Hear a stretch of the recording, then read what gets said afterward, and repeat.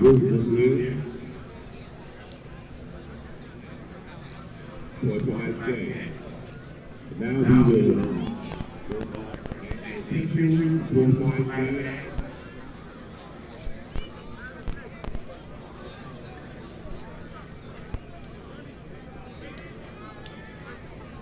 The timer in the box tonight, Lenore Nixon, Greg. Lead the timer in the box tonight. The down box tonight, Charles. Hepburn. The field judge, Kenny Grant. The side judge tonight, Larry Cash. I don't think we should do anything above The line judge tonight, Mario Roberts. The head announcer, Daniel Rodriguez. The umpire tonight, Renard Durham. And the referee, the Dynamite Victor Brown. Good luck to the officials tonight.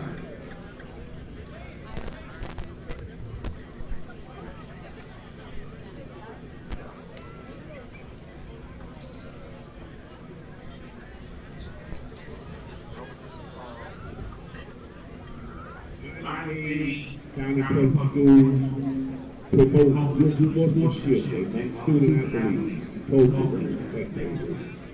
We ask for your cooperation in supporting all participants and official positivity, profanity, racial or sexist comments, and other intimidating actions directed at officials, student athletes, coaches, team representatives, or fellow spectators will not, I repeat, will not be tolerated, and they result in removal from the venue.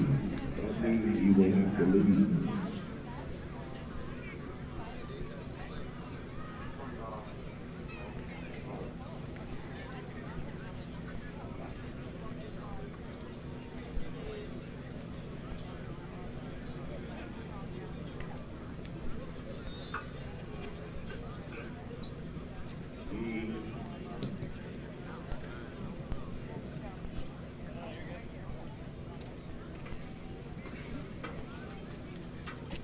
Miami-Dade County Public Schools would like to thank our on-call doctors for being here tonight.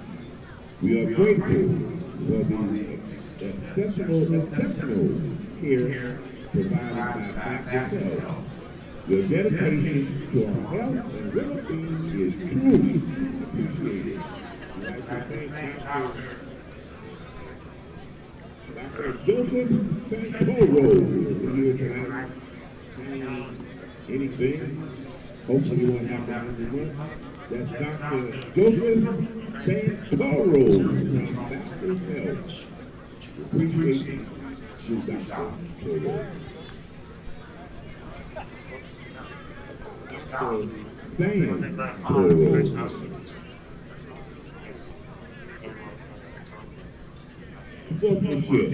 Sportsmanship means taking pride in your your team, and yourself. It's about respecting the game and everyone who plays it. Miami-Dade County Public Schools take on the responsibility of good sportsmanship. Play hard.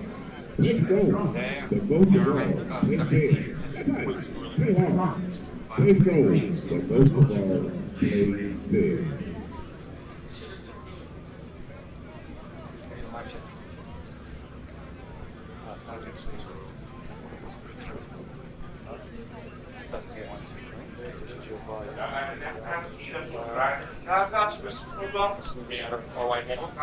I cannot hear myself, but if you can hear, then that's all that matters.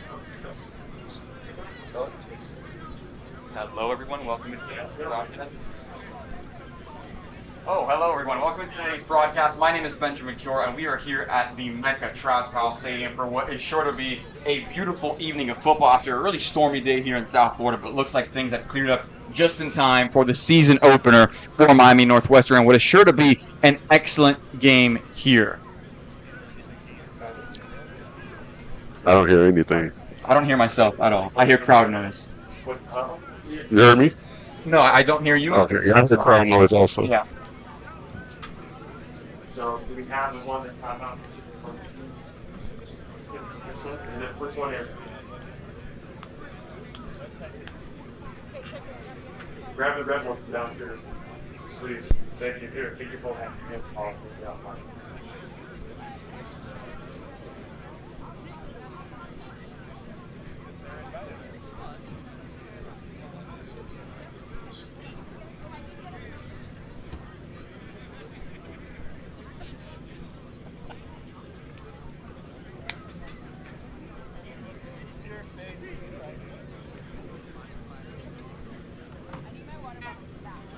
Okay. Mic check. 1, 2.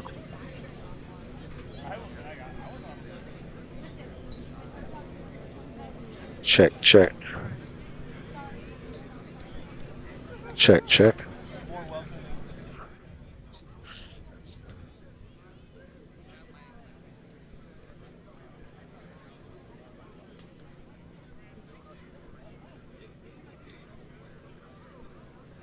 Phones.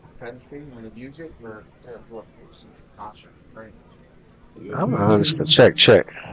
You big man. You big man guy. I'm looking for like PC, so I'm a huge back guy too. Yeah, I agree. So, for sure. Either you, Yeah. you from me pop as well. All right. Get. No. Stay right there, Joshua. Stay right there, because I wasn't trying to put out. Good. Good, thank you. Okay. Do one off, one right now. Let me freestyle. We just get it. Check. Appreciate you. All good? Talk. Hello, everyone. Welcome into the stadium tonight. We have got a beautiful spectacle in front of us here. The day has sort of cleared up, 80-degree weather just in time for what is sure to be one of the best games of the season on the first night of the season for each of these teams. I'm joined by Coach Johnson. Coach, I saw you reading the coach's letter from Orange Lutheran earlier in the broadcast, and what did you learn about him and about his philosophy? One thing about the coach is that he's big on character. He's a big character builder, man. He has a lot of great players.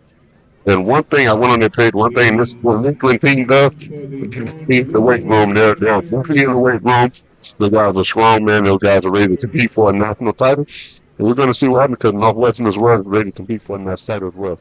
I'm just happy to see the California-Florida matchup tonight. Let's see. I love it. I'm excited. This is one of the first times that I've gotten to call an side of the state of Florida game, so this feels very special. Everybody always talks about, is it Texas players that are the best? Is it high school players in California that are the best? And tonight, we have a little opportunity to see that with two excellent rosters. Based on what you've observed, obviously to be ranked 17th in the way too early preseason poll, I'm talking about Orange Lutheran, of course, you have to be good in all to the game. Are they in the trenches team? Are they an air raid team? What have you noticed about them, or just anything striking? In the trenches, I think that's their strength. In the trenches, one of the things about on both sides of the ball, their trenches, offensive, defensive line, they have great players. They're led by a lot of seniors. So it's going to be interesting to see with the Northwestern speed, because it's like you can a matchup of speed versus group. So I'm interested to see what's going to happen, who will come down, and one thing that's going to happen also, let's see the weather plays a part, the fatigue really plays a part on the California team. Absolutely, and hopefully you don't run into here what you ran into in, for example, my alma mater, Christopher Columbus High School, where yesterday their game was canceled. Today they started up again in the morning, and then they paused it twice for lightning delays. You don't want that stop-start action, where I think that fatigue, more mentally than physically at that point, starts to play a part. But I think we're in for some great action tonight. And I think that for the Northwestern Bulls, you're going to see Ryan Mathis, who's a junior this season at the running back position, and he's a year older. He's a little bit bigger, of course. That's that perfect age where you're getting bigger and you're growing in the weight room as well. Forward to seeing how Miami Northwestern, which is so talented in the pass game, how much they can lean on their run game tonight. Last year he had 203 yards on the ground. He also had 3 touchdowns, so I hope he does a lot more of that this season. Yeah, absolutely, but what I feel is that these guys can feed off a lot of the state championship. They're playing excellent. The state championship pretty much lights out. So I'm looking forward to these guys to feed off the state championship game and bring it into this season and try to win them another state title. For sure. And everybody knows the story of Coach Teddy Bridgewater. I wish him the best of luck in the NFL, and I think many people have made their thoughts clear on that situation. And, in the end, I think he was an excellent head coach that clearly led them to a state championship and was willing to do so much more for his players than others may have been willing to. Yeah, but they're in good hands with Coach Neutrum. He was a JV guy. He's been in the system. The players love him. Matter of fact, one of their number one players, Calvin Russell, the dual sport athlete, basketball and football. He has a great relationship with Coach Neutrum, man. The kids love him. And like I said, they didn't go out to get another coach. They brought a guy that was in the system. The players are familiar with him. So for me, he will play a part in this. For sure. I mean, you know the game plan, you know the feel, you know your guys that's more comfortable. And speaking of Calvin Russell Jr., committed to Syracuse. This time last year, we weren't sure where he was going to go. At one point, there was a 71% chance, crystal ball prediction, that he was going to commit to Michigan. And in the end, he ends up committing to Syracuse, which is an amazing school, especially in the broadcasting world. But very excited for him and just what this pass game can do another year older without having lost too much in their pass game. You bring back Leon Straughter, who to me, I never like to make too many pro or college comparisons, but I really do feel like he's Shedeur Sanders. You don't consider him a dual threat in the sense that he's constantly running with the ball, but he has enough athleticism to be able to extend plays, and I think that's what everybody's excited about in this upcoming season for him. Absolutely. I spoke with Russell's parents, his mom, Neve, his dad, Calvin Sr., and he said that the key thing, what drove the narrative to the coffin about committing to Syracuse was Coach Fran. They said Coach Fran was there from day one. He pushed the envelope. He supported him. He came out. He made those late night calls. He checked on CJ, which is Calvin Jr. But yeah, that was the reason why he chose Syracuse over all the other schools. I love that. And you want to go where you're wanted. And I've heard that so many Absolutely. times growing up from guys who are in the position of being an athlete and trying to decide where they're going to commit. And I'm glad it worked out for him in the end. And Syracuse feels like a really strong fit. And with the expanded playoff, which reportedly is only going to get bigger in college football, he's going to have an opportunity to make waves well into November and December in the college football world. But for now, we have the pleasure of watching him here at home for free on YouTube or on the 305 Plus app, and we couldn't be more excited. It can't be. I mean, this is what we want. This is what we want to see. California versus Florida. Adidas put this together, man. Shout out to Adidas for putting this game together. Shout out to the fans that came out despite the rain. And let's see what happens, man. I'm excited. Just like yesterday with Booker T and South Bay, I expect a great game, man. How did that game play out? Because you told me you had a chance to call that action as well.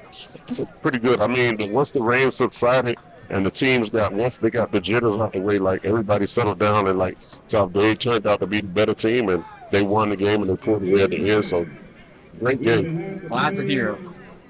Opening week here as these teams head to their respective sidelines. Anything else that catches your attention coming into tonight's game that maybe people aren't talking enough about? I know that Northwestern has Leon Straughter at the quarterback position, but they also brought in the transfer Neiman Lawrence. I'm looking for him to get a couple of snaps. He's like a gunslinger. Straughter is more of like a dual threat. He can take off and run, but Lawrence is the guy that like really can stretch the field with his arm strength. He's my guy as well, so I'm looking forward to seeing Neiman Marcus gets a couple. Neiman Lawrence, gets a couple of snaps here tonight. Absolutely. Hey, Neiman Marcus, you're in good company right there at the end of the day. So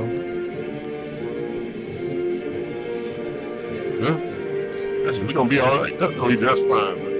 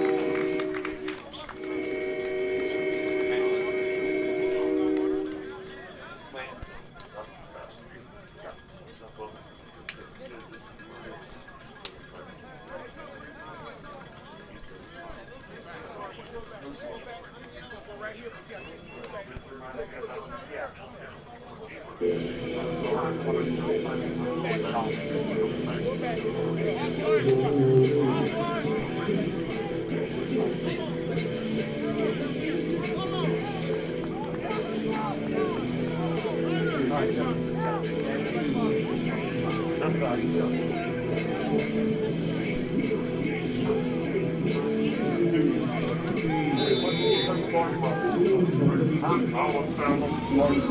got you. All right.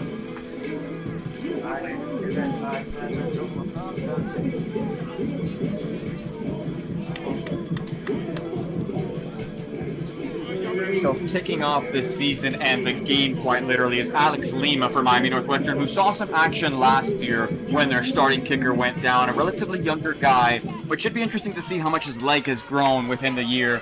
And that looks like it's a little bit of touchback, but it's not going to. And in the end, Orange Lutheran takes it to about the 24-yard line to get things started off. That was King Johnson.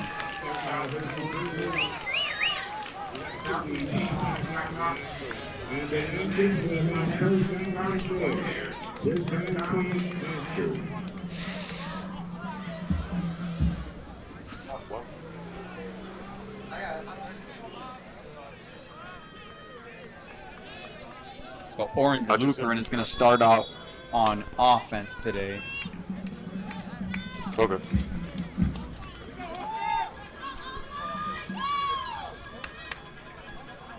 So Reagan Toki under center to start this season off for Orange Lutheran. Some motion on the left side. He's going to hand it off to his running back, who takes it straight up the middle. Anhor Johnson has the carry.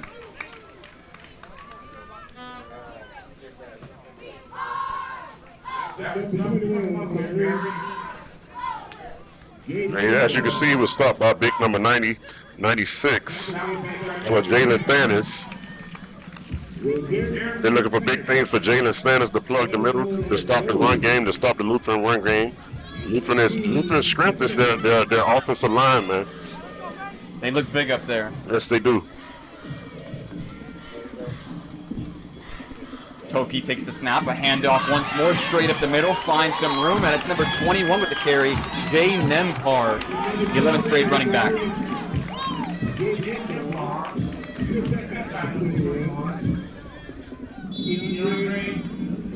Yeah, actually, that was number 21, Keandre Ponton, coming downhill for the tackle.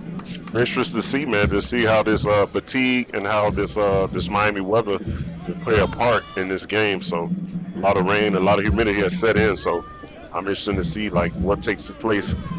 For sure, when the run game is working so well already, they're obviously going to lean on that with a larger offensive line. If they can win in the trenches, that could be this ballgame. And look for number 0 for Northwestern. For sure. Making a lot of plays as we speak. Yeah, once again, a very Desmond Johnson. good game, yeah. Desmond Johnson on the tackle.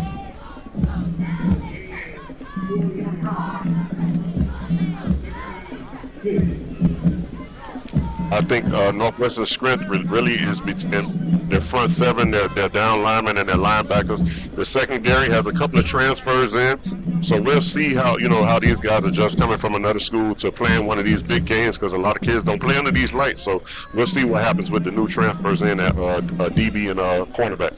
For sure.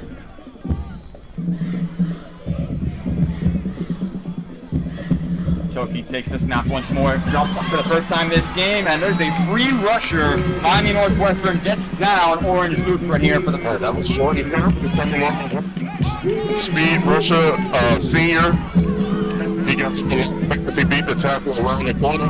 And then one thing about when you play in South Florida and you come down here and play these South Florida teams, speed is always an issue. So we're going to see what the speed versus the brute Lutheran, how it holds up tonight. Will the speed prevail, or will the brute take over in the game? For sure. That should be an interesting thing to keep a lookout for tonight. Now let's set up a 3rd and long situation. Feels like an obvious pass situation for sure for Orange Lutheran, and let's see them air it out here for the first time tonight. From a morale standpoint, if I'm Lutheran, I'm looking just to get a positive play, something safe, nothing to give Northwestern the edge, because obviously Northwestern has the momentum right now. Reagan Toki takes the snap, looks right, tries to escape pressure, gets the throw off just in time. It's complete to number 8, Nicholas Bland, but he is brought down by Northwestern secondary, and that'll bring about 4th down. Yeah, it's to Darius Hughes on the tackle, man. Big tackle. One thing that I like to see, and one thing that a lot of college coaches and scouts like to see, is open field tackling. So that was a great tackle by Darius Hughes. So we have obvious punt situation. Tadarius Hughes in week 2 of last season had one of the most impressive pick sixes I have ever seen. Took it to the house 98 yards in this very stadium. He is such a great impact player. Looking forward to seeing him back out on the field tonight. Nicholas Lanier is back to pick up that punt. But Lutheran will just let that one roll, and it is picked up at the 20.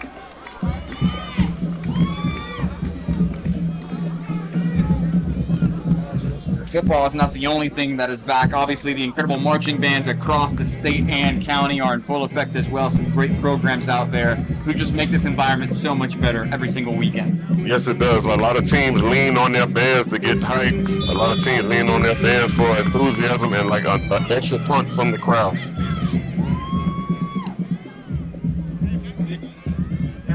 Lutheran comes out, man. They're pretty thick in the trenches along with that D tackle. So we'll see how that Miami Northwestern line holds it.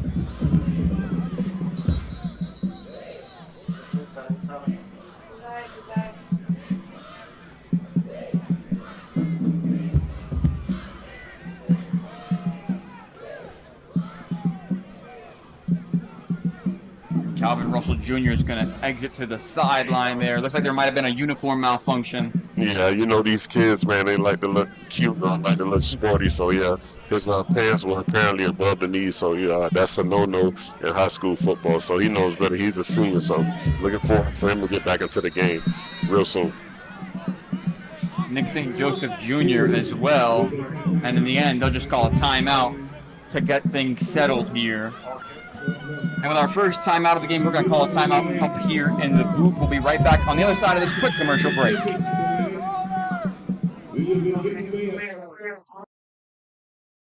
Miami-Dade County Public Schools are built on the belief that every student deserves a path to success. Through Holston's resources, we're creating opportunities outside the classroom for our young men and women. It's with that in mind that we look towards the future, and we ask you to please help us in supporting the Miami-Dade County Public Schools through the licensing program and the 305 Plus network. Together, we're building a brighter future, one student at a time.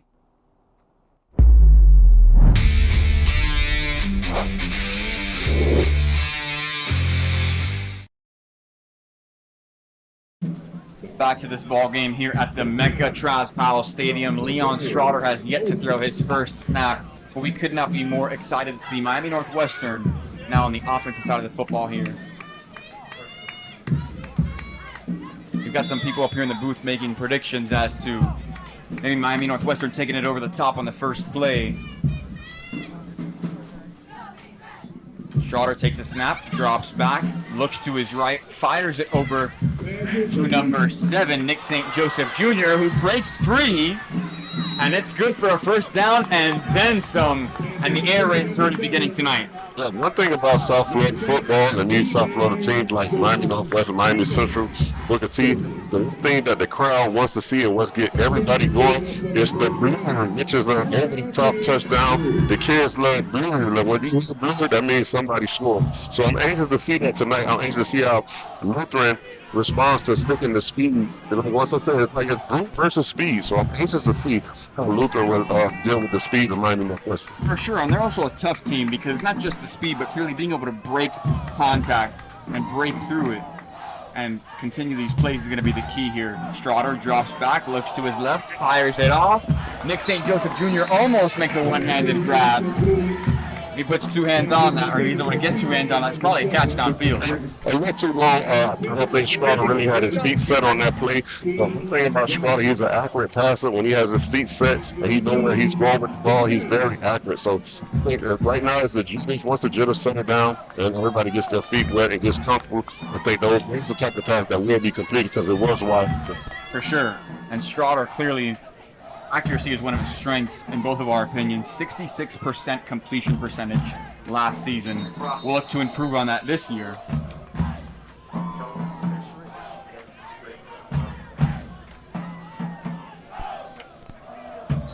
The officials doing a lot of deliberating right now.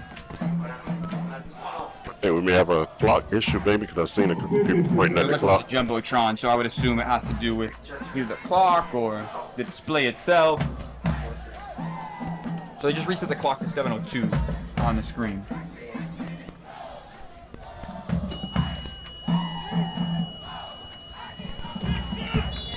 Keep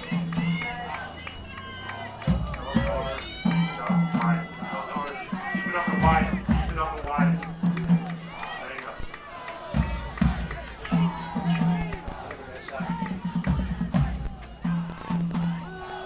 And they're going to hand it off to Mathis here, who takes it straight up the middle, lowers the shoulder, and then some. Let's improve his Madden 99 truck stat right then and there. Absolutely. That was a big game on the play by Erwin James. So straight up the middle. So right now it seems like Northwestern is attacking the middle of the field. They kind of tenderize with that middle. So later on, that'll be a fact in the game when they can just take it right up the middle.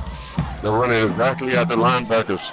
And it's one of those things that about Miami Northwestern that was so surprising last season is obviously you were not afraid, but you were definitely concerned about the pass game. But they could run the ball last season, and I think it's going to be arguably even better this year as that room gets a little bit older.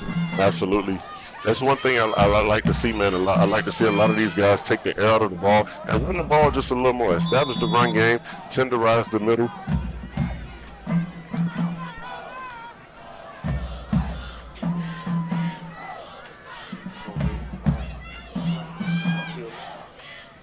Okay. Got it. Schroeder takes the snap, looks directly in front of him, airs this one out, and just a little too far for Nicholas Lanier. The once again, the spring and rain, so they're going to test us.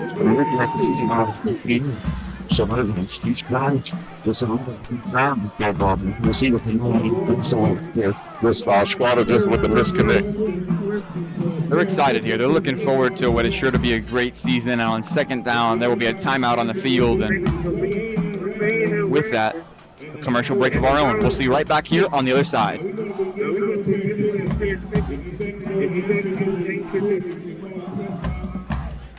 Miami-Dade County Public Schools are about more than just academics. It's a community of 300,000 students who come together to learn, grow, and pursue their passions. But in order to keep programs like athletics, arts, and extracurricular programs alive, we need more than just support. We need dedication. And that's where Wholesome comes in, providing resources to our schools to empower young students and help them strengthen their communities.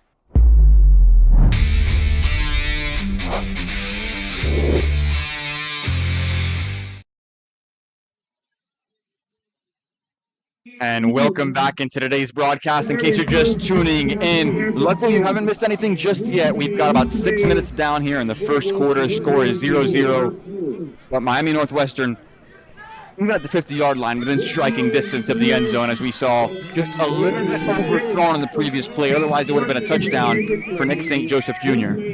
Absolutely, and I look for Northwestern to go back to the run game here because obviously it was wide open on the first run.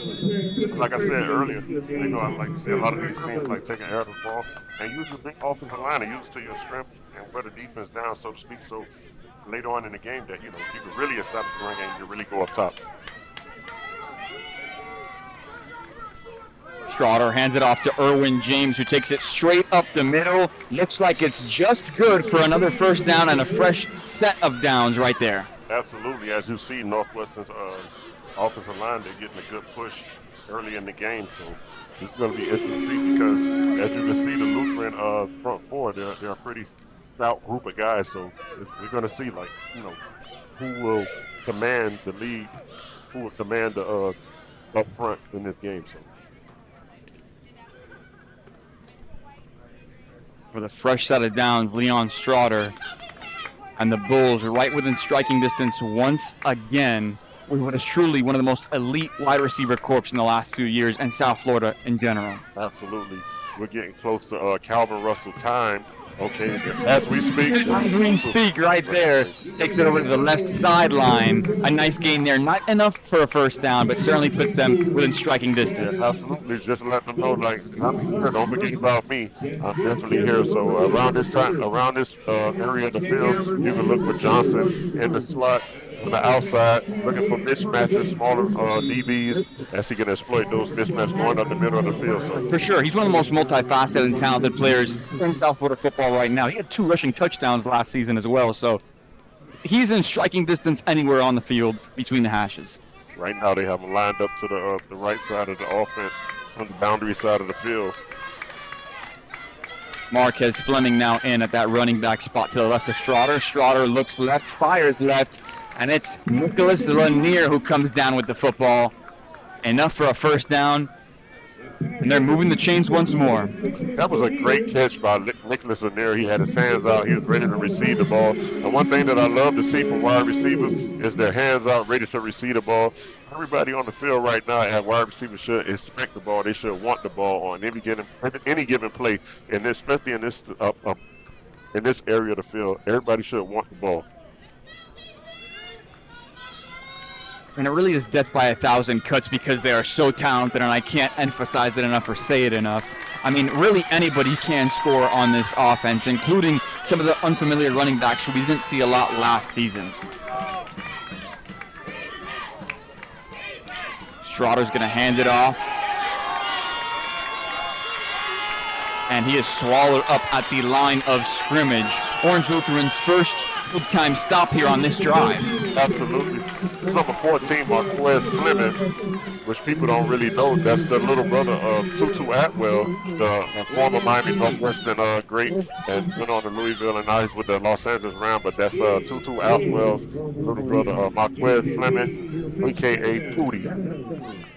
It's everywhere here tonight, including Coach Johnson in the color commentary booth. He's a humble guy, so he won't brag about himself, but he is an ESPY Award winner, so honored to have you in the booth today and work alongside you. Absolutely honored to be here, honored for guys to reach out to me to be here, so I'm just honored to be here. My life is around these kids, so I know a lot of these kids personally, so looking forward to a great game. To me, it's the best job in the world because it never feels like a job. Leon Strotter calls a little bit of an audible there, and looks like they didn't get the ball off quite in time. Hello?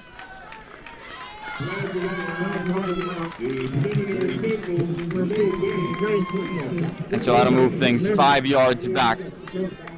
This is one of the things that I like to see our South Florida schools clean up a little bit, is the delay of games and the illegal motions and things like that. I think those are the little things that separates us from the teams from out of town, the discipline and those little small penalties like that. I would like to see us clean that up in South Florida.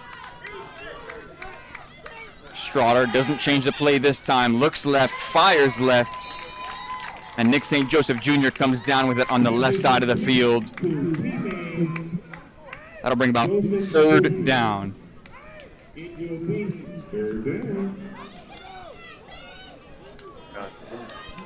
Yeah. We switched. Yeah, but there's another guy up there. We're switching. Yeah. What I've noticed that Miami Northwestern, they're going at number 27. Matthew Zeppian, maybe they saw something on the field that they can exploit, but a lot of their passes have been to the left side of the field, so let's see what happens here. Leon Strotter, third down, looks right, fires over the top, and broken up by number 23, C.J. Washington, the 6'3 DB. What a play from Orange Lutheran to really kill any potential danger there in their own end zone. Great break on the ball by number 23. C.J. Washington, great break on the ball, great play. He read it, he watched the quarterback, he watched his eyes, and he broke on the ball. Great pass breakup. Just great recognition. He really made a great read there and was in anticipation of the throw before I think Nick St. Joseph Jr. even realized it was intended for him. So on fourth down here, will they try to draw them off sides, or is there a legitimate threat here? Looks like there's a legit threat. Strotter looks left, fires left, and it's broken up. Orange Lutheran gets a turnover on downs. And that's a great way to start this game for the number 17th ranked team in the way too early preseason rankings from on 3. California is in Miami, and they've made their presence known here tonight. That's a great play by number 27, Matthew Zeppian. They came his way a few times early in the game, but he answered the bell when it's most needed down in the red zone. Great play, turnover on downs.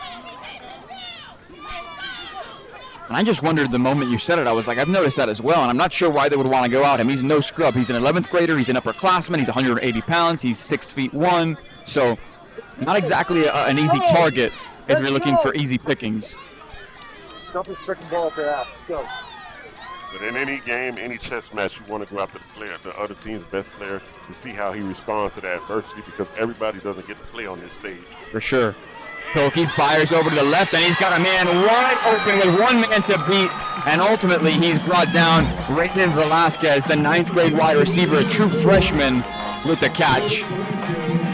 Great tackle by Keandre Ponce, number 21. If he misses that tackle, it's good night. It is bye-bye if he misses that tackle. The freshman was looking to take it to the house on that tackle. Excuse me, on that pass reception. Great tackle. Absolutely. Just great DB play tonight, to be honest. Not letting anything go over the top, really, and forcing your man to beat you. Pilkey once again fires to his left, that time to Nicholas Bland, the junior wide receiver. Right now, Northwestern seems as they're like picking up, and they're willing to come up and stick anything that happens in front of them. They're looking like they're bending but not breaking on defense. So it's interesting to see how this will go the entirety of this drive.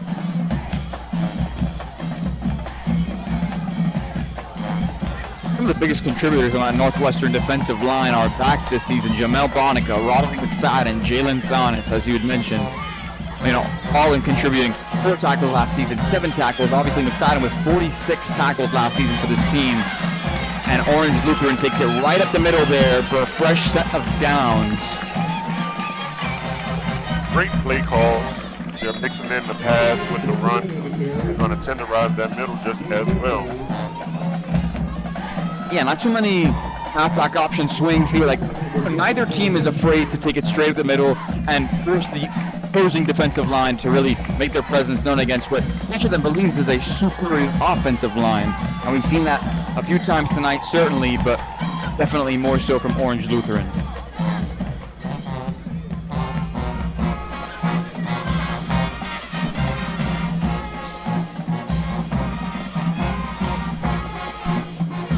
He's going to hand it off once more, and this time Northwestern is right there to come up big with the stop. That's Sidis Baker, the senior DB for Miami Northwestern. Yeah, Sidis, he did his drops, he had his read. He's like he was shot out of a cannon. Quick tackle behind the line of scrimmage. Correction, Sidis Baker, as the PA announcer tells us. Sidis Baker, great play by Sidis Baker, great tackle.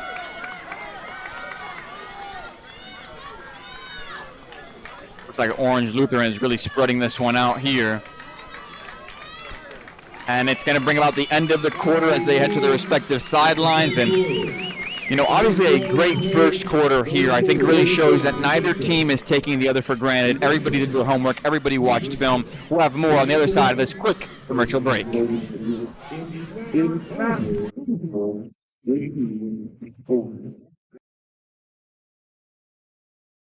You already know where high school football rules. We play the Mecca, and we kick things off this weekend with the inaugural 2025 Adidas Kickoff Classic weekend on the Adidas field at Travis Powell Stadium. You're talking about the best of the best to kick off the Classic. Orange Lutheran Lancers and Florida's reigning Class 3A state champions Miami Northwestern Bulls. Download 305 Plus Network TV, the only place where you can see your favorite Miami-Dade high school football teams play every week. Get the app and get 25% off Adidas merchandise.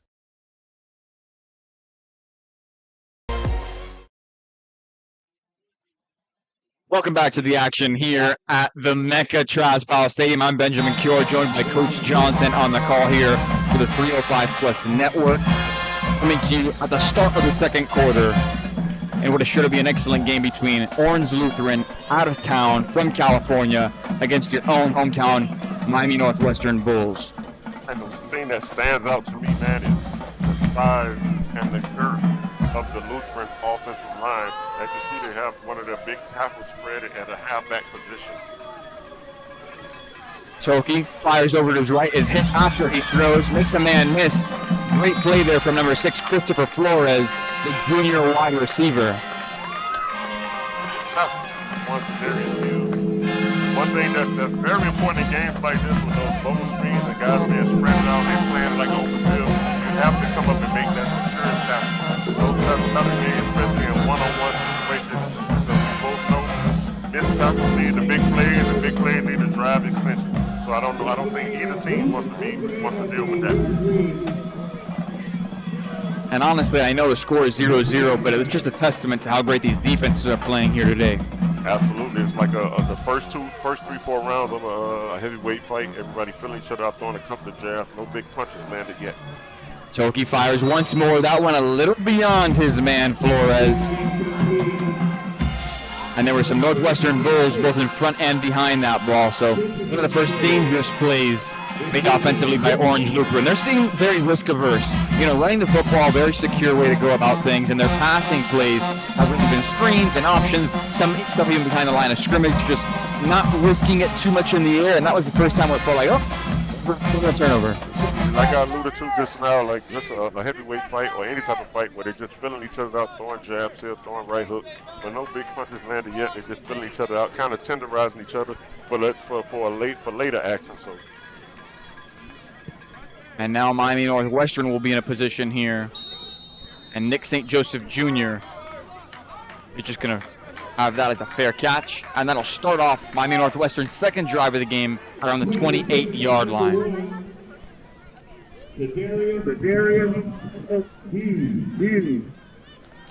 You'd like to see Northwestern come out this drive and kind of sort of establish the run, kind of get a feel to see what type of push that their O-line can get against Lutheran's D-line, just to kind of fill them out, because everybody knows we can play 7-on-7, we can throw the ball all around the field. But let's see what happens. Hey, you got more in you, Caden. Come on. For sure. I think everybody knows they're capable of going over the top, like you said, but the methodical approach may pay off for them very well in a game where obviously everybody's playing pretty tight right now. Strotter takes the snap, hands it off to his man under center, and is eventually brought down after about a 2-3 yard gain. That's Mathis once more, who finished with 208 rushing yards last season and 3 touchdowns. Mr. Bill Mathis, like he's a senior, look for him to give some senior leadership and help this offense move forward as the season progresses. Straight up the middle once more. And he takes a beating there, but not for what I assume is a gain of about 1 or so. That was linebacker Christian Penalty. He came up with the stick. Looks like a loss on the play. He read the play well and he attacked. Hey,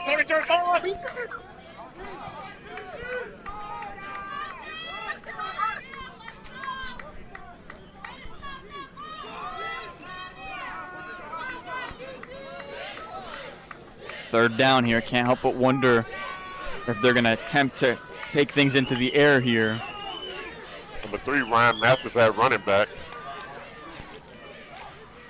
Strotter takes the snap, looks left, fires to Calvin Russell Jr., who stiff arms a man and is brought out of bounds. A little bit of touching after the play there is over, but it's enough for a fresh set of downs. Hey, when in doubt, you go to your senior guy. You go to your dual sport athlete. You go to one of the greatest athletes on the field tonight. You go to Calvin Russell Jr., and why not? He was open, the pass was there, Strotter sat his feet, and he completed the pass. Everybody obviously knows his name if you're watching tonight's game, and it may feel like he hasn't been involved in the action enough, but you just know it's going to ramp up. Over 600 yards last season, 2 touchdowns on the ground, 11 in the air. Such a talented player committed to Syracuse, and can't help but just be excited for him and his family and his future in this sport. Strotter drops back for a light touch over the top to number 3, Ryan Mathis, for a nice gain there. Going back to what you said about Russell, you just know that even the Lutheran team coming in, they know who he is. So it's not going to be easy pickings, because Lutheran is a nationally ranked team, and look, they're up for the challenge as well. So it's interesting to see what the offensive coordinator, Northwestern's offensive coordinator, does against Lutheran's defensive coordinator. So we got a great matchup here, man. I'm getting goosebumps even into the second quarter to see how this plays out. 2 true championship teams facing off in week 1 in a season opener. You don't see that often in any sport, maybe besides the NFL. I mean, just an incredible game here in front of us. Strotter takes a snap, fires down the middle. This time, Nicholas Lanier, who looks like he might have gotten enough there for a first down. And like you said, early matchups like this, I mean, great job by Adidas for putting this game together, man, and in the future it's going to be plenty more Adidas matchups, plenty more nationally ranked matchups. The matchups that we want to see as a fan, as kids, they accept the challenge. Florida, California, what more can you ask for on a Saturday night as the first week of football opens up? It looks amazing, and the branding in the stadium makes you really feel like this is an event, and it's exactly what the Mecca deserves. A handoff right up the middle to Mathis, who is swallowed up by Orange Lutheran's defensive line. That's number 4, Christian Pana. I think that's a name that we have to look for tonight because he's been on a couple of more tackles behind the line of scrimmage.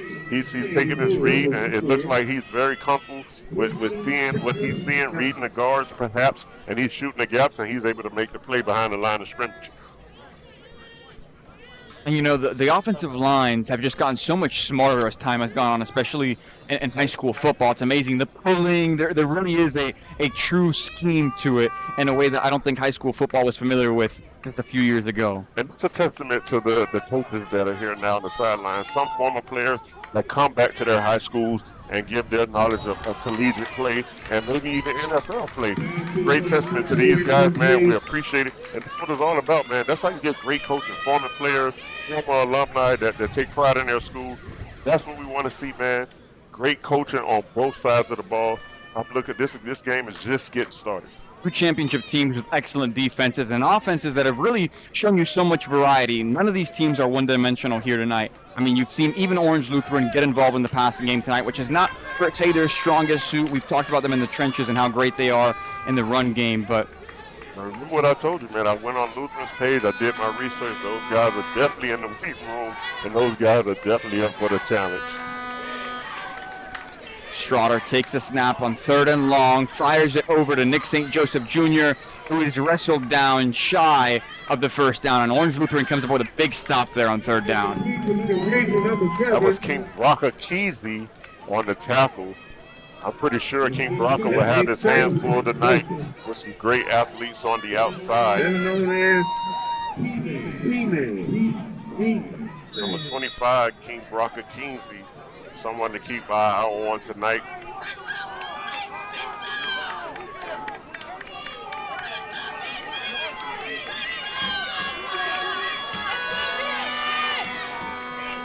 Strotter calling an audible right now.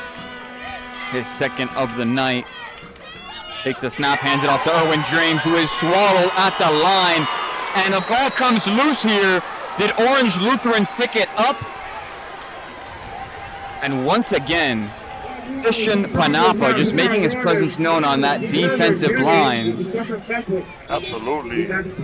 Christian Panapa, he seems to know the play before it even starts. He's saying, no, not on my end. Christian Panapa. And with that, let's head over to a quick commercial break. I didn't know if you wanted to.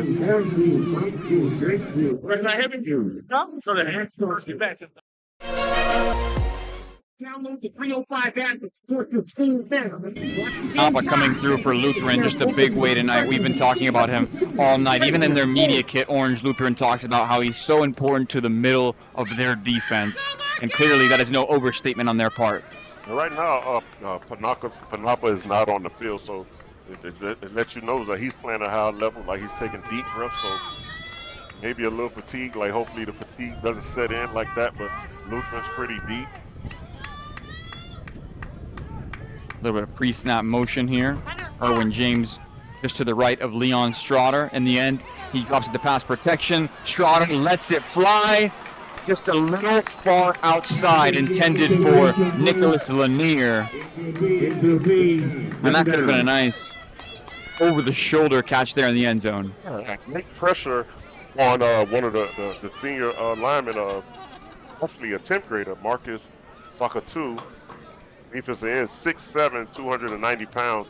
He came around the backside, applying pressure to Leon Schroeder. That kind of forced an overthrow, so to speak. But like great pressure. And like I said, he's a sophomore. So they're looking for big things from number 99, Marcus Akatu. As well as great coverage from King Johnson, because he couldn't afford to overthrow it because Johnson was so tight on the coverage. Schroeder, second down, fires down the middle, over the top, and it's picked off by Orange Lutheran, who's taking it back up the other side, number 23. And he brings it all the way back down the sideline. What a play from C.J. Washington, who had the big pass breakup on the other side in the first quarter, so it could have been the first touchdown of the night, and in the end makes a huge play down the other side of the field here. Comes up with the first turnover of the night. Situation, I'd like to see Schroeder maybe the ball and take off and run a little bit, or get outside and maybe be able to throw the ball away. But with the hard work that your O-line has put in, and you're putting together a drive, like why go with the interception? I know things happen, but hey, going over to the sideline, coaches, might want to talk to him like, hey, listen, throw it away, tuck it, get out of there. Like, no, we want to keep the chains moving forward. For sure, I feel like Leon Schroeder last season too started off not playing like himself. The turnovers were a little more apparent early in the season, and I assume, not to say that he'll have a rough start to the season, but I certainly expect him to get better because that's exactly the way that last season played out. Some pre-snap motion, and Miami Northwestern just not recognizing their assignments is what it seemed like, so they have to call a timeout, and some of the captains on defense making it known to each other, hey, we've got to be better. And with that, we're going to call a timeout of our own upstairs. We'll see you back here in a moment.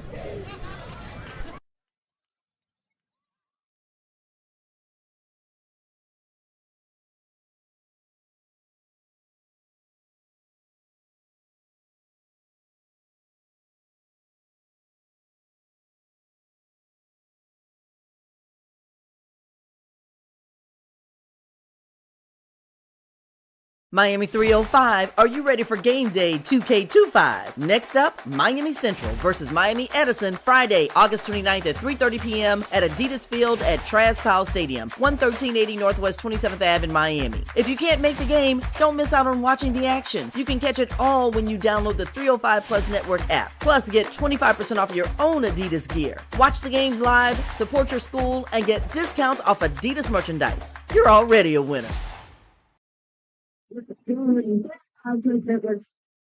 Coming off some of the most exciting action of the game, C.J. Washington, who in the first quarter had a massive pass breakup in the end zone, comes up big on the other side of the field, on the other end zone, with a pick, just as Leon Schroeder and the Miami Northwestern Bulls feel like they're in striking distance of putting up the first 6 of the night. Instead, C.J. Washington takes it back the other way and sets up his team, Orange Lutheran, in a really great position here to score first and get things going offensively. And Washington has already made his presence known in this game, so shockingly, I'm surprised that Schroeder just laid it out there for an easy interception, because he's there. He made his presence known early in the game with another big play. And Toki making his first audible call of the night. The line of scrimmage. Looks like Miami Northwestern's ready to blitz here, and they come from the opposite direction. In the end, it's a carry for a nice gain from number 21, Jay Nembhard.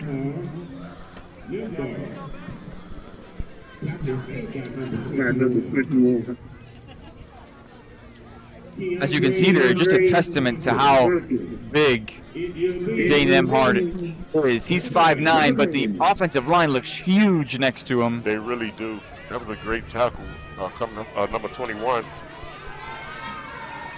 Keandre Ponson, he came up and made a great tackle, mano a mano. But as you alluded to, the Lancers line is huge. Those guys the left tackle looks like a pro already.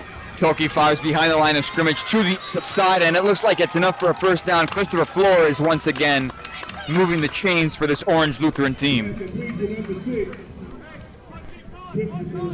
On these first 2 plays, it seems that they're catching Northwestern's defense kind of off guard. It doesn't look like Northwestern's defense is ready, so to speak. But we'll see what happens, the continuation of this drive. But right now, they seem like they have the Northwestern defense on their heels a little bit.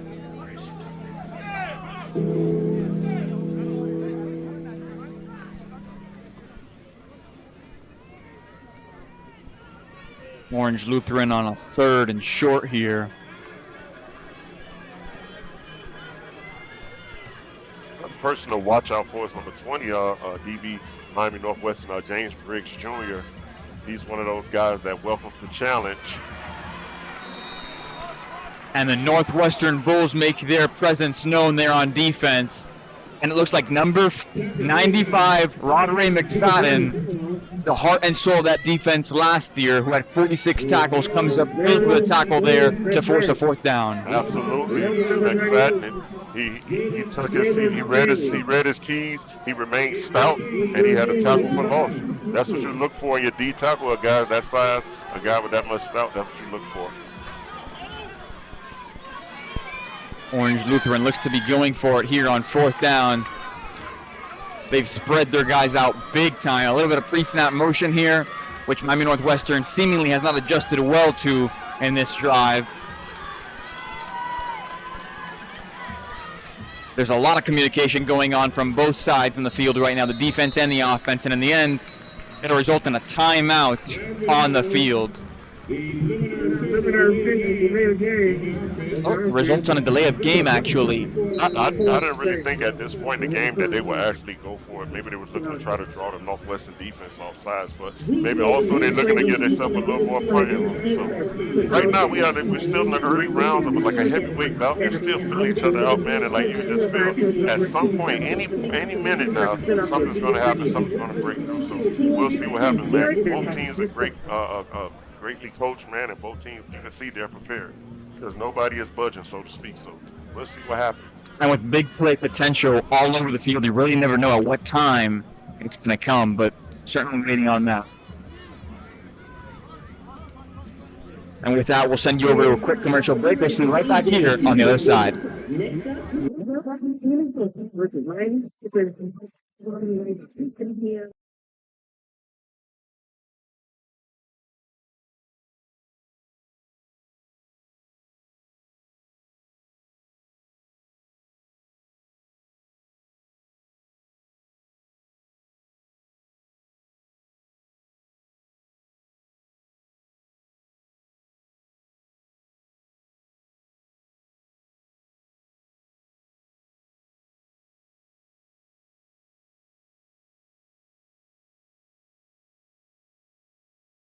You already know we're high school football rules. We play the Mecca, and we kick things off this weekend with the inaugural 2025 Adidas Kickoff Classic weekend on the Adidas field at Travis Powell Stadium. You're talking about the best of the best to kick off the Classic. Orange Lutheran Lancers and Florida's reigning Class 3A state champions Miami Northwestern Bulls. Download 305 Plus Network TV, the only place where you can see your favorite Miami-Dade high school football teams play every week. Get the app and get 25% off Adidas merchandise.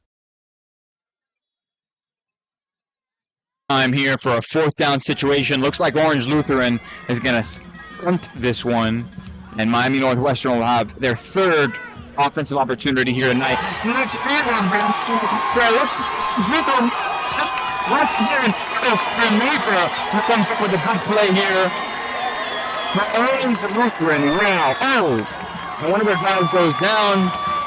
And man, celebrating and then going down. You never want to get injured on those plays, but what an amazing play from Orange Lutheran. And sometimes that's all that you need, man, a fumble punt. Right now we have to see how the Northwestern defense, after giving the ball back, after a good 3 and out, let's see how they respond. You know, adversity happens, but what happens more with adversity is how you respond.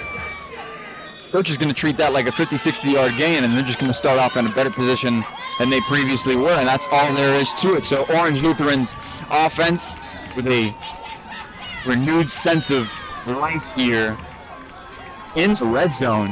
Man, you have to have a short memory whenever there's a mistake made like that, short memory. Let's see if number 1 can come back out here and make a play for his team and get the ball right back.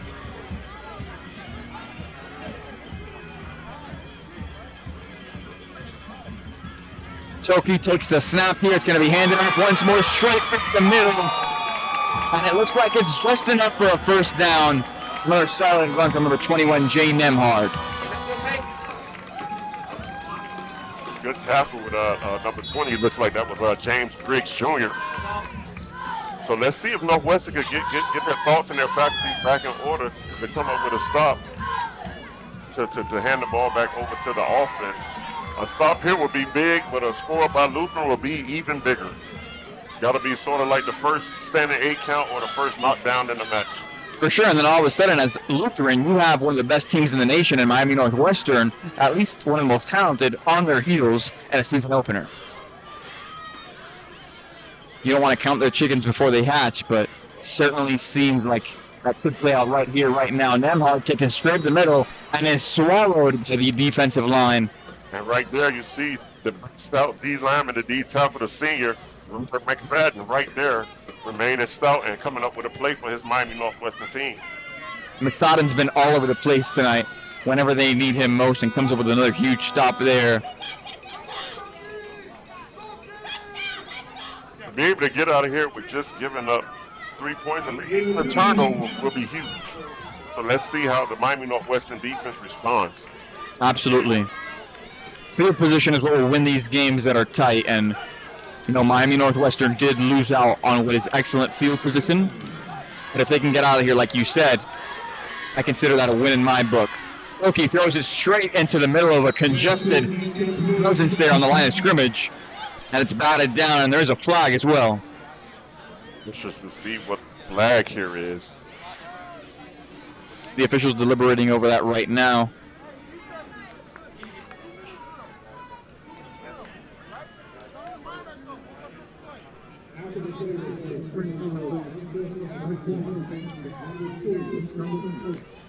Unsportsmanlike conduct goes against Orange Lutheran here, and will send them moving backwards even further and seemingly out of striking distance here. And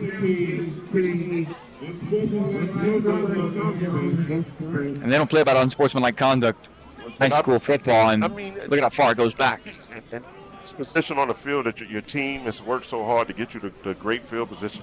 You just can't have that. You have to remain calm, man. You got to stay in the game, because you can't cost your team like this, because all points matter in a game like this. Number two, like that's like shame on you. Number two, like you can't cost your team like this, man. You have to remember what you're doing, man. You have to keep your composure at all times during the game. Especially at that position. Number 2 is Reagan Toki, the team quarterback. You have to set that mentality and that motion, and on top of that, Token, you don't want to put a target on your back. I'm pretty sure Miami Northwestern doesn't need any extra motivation to come out and compete with you. So I don't want to do that, Token. Like, keep your head. He's a great kid. I did my read up on the guy. He's a great kid, man.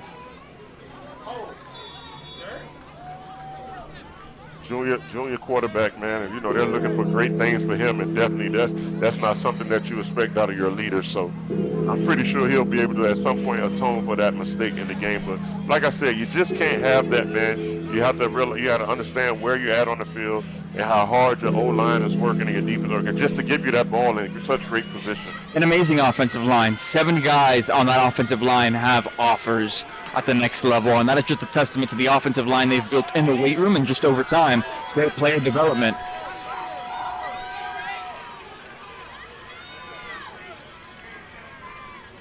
Third down, Toki takes a snap, drops back, looks left, fires left, and that's caught by a 6-man, and none other than Orange Lutheran's number 8, Nicholas Bland, a junior receiver, 6 on the board for the first time tonight. A great pass. The quarterback, he bought himself some extra time. Great protection by the Lutheran offensive line. But it seemed that number 20, James Briggs Jr., he decided to go underneath the play instead of standing in front of the play. So it cost them, and so it's that 6 for Lutheran. And it looks like we've got an injured bull on the field here. Hopefully it's nothing but some cramps. So these guys are ready to play this game. And something like that, you don't want anybody to go out. And that seems to be number 52, James Johnson. So Johnson is up. He jogged off on his own. So, yeah, it seems number 20, Briggs Jr., he read it wrong, and he decided to go underneath, and he wasn't able to make a play. So that'll be 6 points for Lutheran. And they're on to complete the extra point.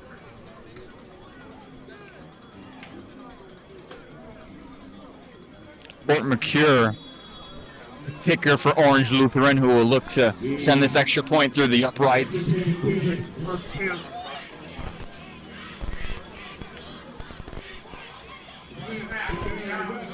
McCure caps off an excellent drive from Orange Lutheran, their first scoring drive of the night, the first of the night at Charles Powell Stadium, which gives Orange Lutheran a 7-0 lead against the Bulls here with 2.5 minutes to go in the second quarter of this action here at Adidas Field. I definitely want to see how Northwestern responds to this. Just not much adversity, just a small bit of adversity. They have 2 minutes and 27 seconds left before the half. Just get the ball, go down, even if they only get 3 points. That's something big. Like, that's something going to the half. That's something that you could build on coming out the second half. But you can't have a turnover. You don't want to lose the morale on your team. Here's the chance right now. The first punch has been thrown. The first hard punch has been thrown. Shall I say that? And let's see how they respond. The Bulls, that is.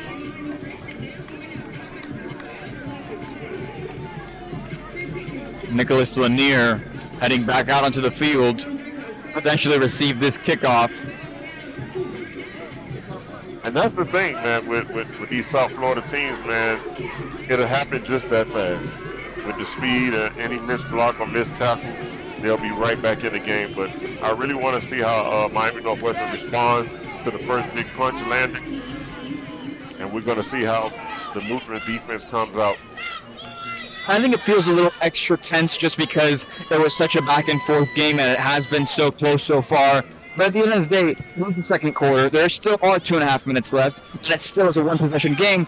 Lanier makes the catch there, and it's going to take it back to the left side. Makes a man miss, lowers the shoulder, and lands an absolute truck stick on number 1, Anner Johnson. Oh, great tackle by Anhart Johnson. That was a one-on-one situation, because if Johnson misses that tackle, he will still be running right now. So, great tackle.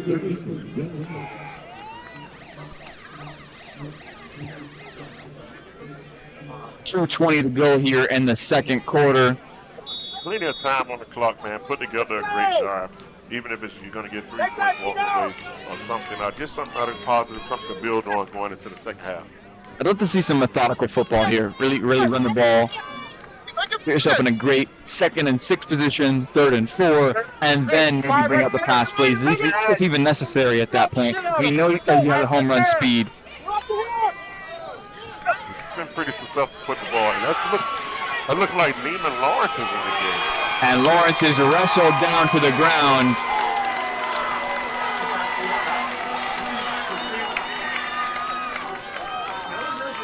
.205 and a running clock here. We're going to hit the 2-minute warning.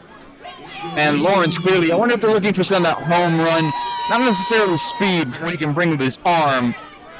Because Neiman Lawrence coming in, 10th grader, he has a big arm, has a baseball background, he can throw the ball deep. He pretty much can make every throw on the field. So it's interesting to see they put him in with 2 minutes left before the half. So let's see what he does. Lawrence drops back, looks left, fires one over to Kevin Russell Jr., and he's brought down just shy of the first down. 1:25 and a running clock to go here in the second. They're running hurry up on the field here. Absolutely. You can't have those missed tackles. Missed tackles lead to big plays. So let's see if the Lutheran defense could put a lid on that. Lawrence fires once more, and he is just wrestled down, but looks like it would have been enough at the initial point of the catch for a first down, and that will move the chains. 52 and a running clock.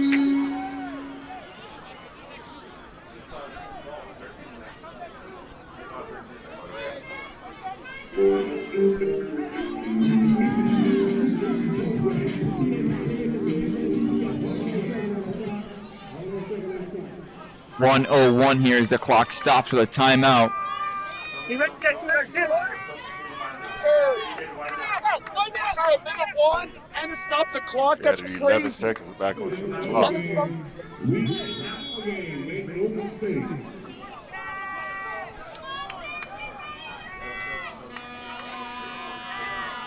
Neiman Lawrence takes the snap, There's a confident ball from the side and just short of Nick St. Joseph Jr. We have laundry on the field, so interested to see the call here.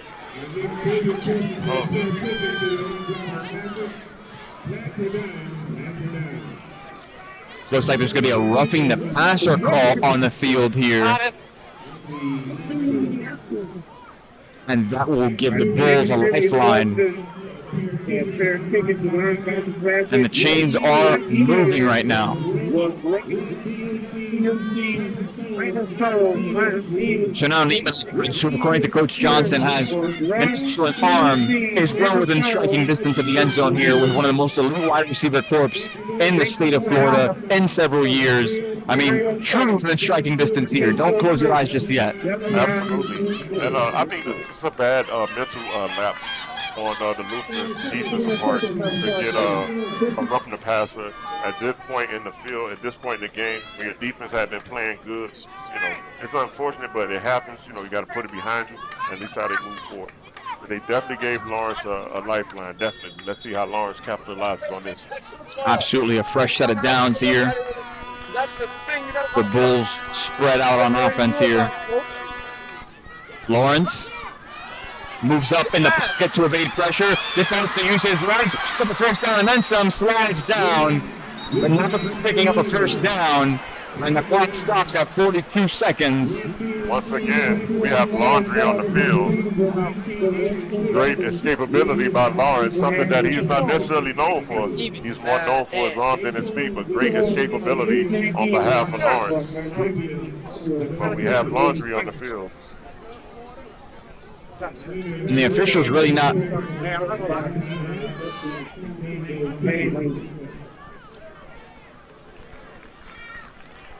And so it looks like the Bulls will move forward even more after that flag. And the Bulls are right within striking distance with 42 seconds left in the second quarter, down 7 to Orange Lutheran, the 17th ranked team in the League 2 early preseason rankings on 3. Yeah, I mean, that's two defensive penalties that you don't want to have at this point in the game. That seemed like it was a equipment situation. Yeah, so and Coach was fired up on your screen just a few moments ago. As well as he should, rightfully so. Rightfully so. Situational football matters, especially in these situations. Lawrence fires to his left. Little shoulder of Nicholas Lanier. And you hear the entire sideline and crowd scream as he scores and puts his team in a position to tie this ball game up here with 27 seconds to go in the second quarter. What a throw on that play over the left shoulder of Nicholas Lanier. The pass was right where the defender couldn't make a play. Great throw by Lawrence, and like you said, maybe they were looking for some arm talent in this drive, so they put him in the game because that was a play, that was a pass that, hey, a lot of people can't make. It was a great pass, and just for Northwestern to have the confidence to put him in with 2 minutes before the half, and he hadn't even touched the game yet, that speaks volumes. And clearly fans excited about what Lawrence will bring as well as a transfer. Saw some of the comments earlier in the night on the YouTube chat on the first drive. Hey, where's Lawrence at? So clearly there's a buzz surrounding him. Leon Charlotte's an excellent quarterback, and people are excited about his senior season, but Lawrence certainly showing that he has some capabilities at the quarterback position as well. And the Bulls send that one through the upright, so we have a tied ball game, ladies and gentlemen. Might as well start off the second half 0-0. As things are tied here at Adidas Field in Travis Powell Stadium. We'll see you back on the other side of this quick commercial break.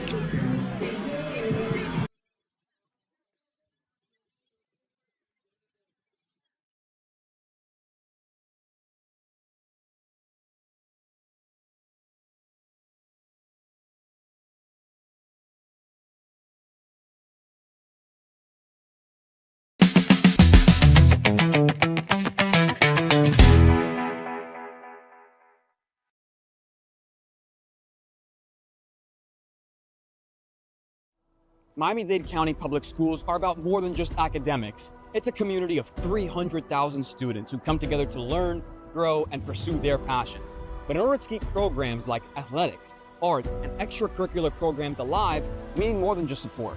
We need dedication, and that's where Holston comes in. providing resources to our schools to empower young students and help them strengthen their communities.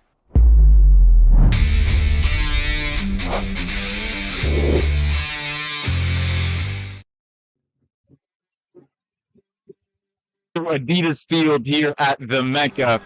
27.9 seconds to go here. A tie ball game between your own Miami Northwestern Bulls and Orange Lutheran visiting us from California. Two excellent powerhouse teams here in week one of the Miami-Dade High School football season. Orange Lutheran taking it back the other way, stopped and jammed for around the 20, and they're going to have to go downfield 80 yards in 20 seconds if they look to put a touchdown on the board here. I mean, that was a great response from the Northwestern offense to come back and come down the field and score right before the drive. Great morale booster. I mean, even with the help of Lutheran's defense giving them a couple of penalties, but hey, they took advantage of the situation. They didn't take it for granted, and they went in and got a score for their team. So that was a great response, man. Like you said, 0-2 going into the half, man. Great morale booster. Way to respond to the punch being thrown.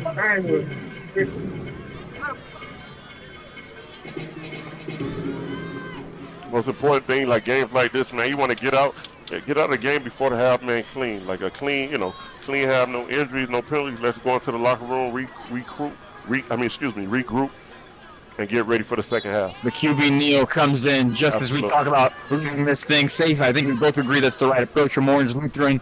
Let's reset here. Let's take our wins. And let's head over to the locker room and see how we can adjust here in the second half and what is sure to be just as tight of a second half. Absolutely. They filled each other out in the first half. They threw a couple of jabs, no big punches, but they definitely respond. Now they know what they kind of sort of expect from each other. So it's going to be a great game in the second half. If you're not here, get here. Adidas Field at Travis Powell Stadium, man. A great night of high school football in Miami at the Mecca.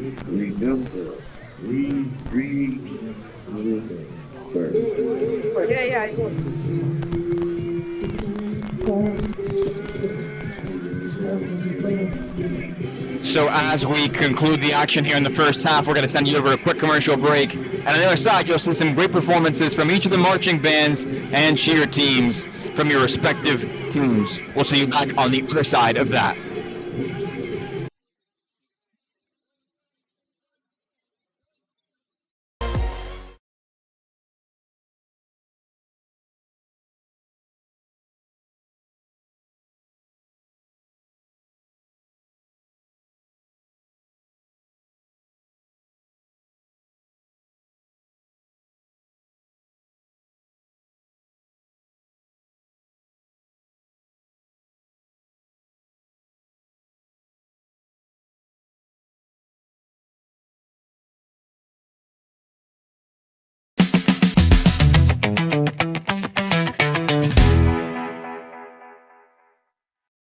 Get ready for the inaugural Adidas Kickoff Classic Weekend held August 22nd and 23rd. It's all going down at Adidas Field at Travis Powell Stadium, 11380 Northwest 27th Avenue in Miami. Booker T. Washington Tornadoes, South Dade Buccaneers, Orange Lutheran Lancers out of California, and the reigning Class 3A state champions, Miami Northwestern Bulls. You can catch it all when you download the 305 Plus Network app. Watch the games live, support your school, and get discounts off Adidas merchandise. It's a win-win-win already. Miami 305, are you ready for game day 2K25? Next up, Miami Central versus Miami Edison, Friday, August 29th at 3:30 p.m. at Adidas Field at Travis Powell Stadium, 11380 Northwest 27th Ave in Miami. If you can't make the game, don't miss out on watching the action. You can catch it all when you download the 305 Plus Network app. Plus, get 25% off your own Adidas gear. Watch the games live, support your school, and get discounts off Adidas merchandise. You're already a winner. Miami-Dade County Public Schools are built on the belief that every student deserves a path to success. Through Holston's resources, we're creating opportunities outside the classroom for our young men and women. It's with that in mind that we look towards the future, and we ask you to please help us in supporting the Miami-Dade County Public Schools through the licensing program and the 305 Plus Network. Together, we're building a brighter future, one student at a time.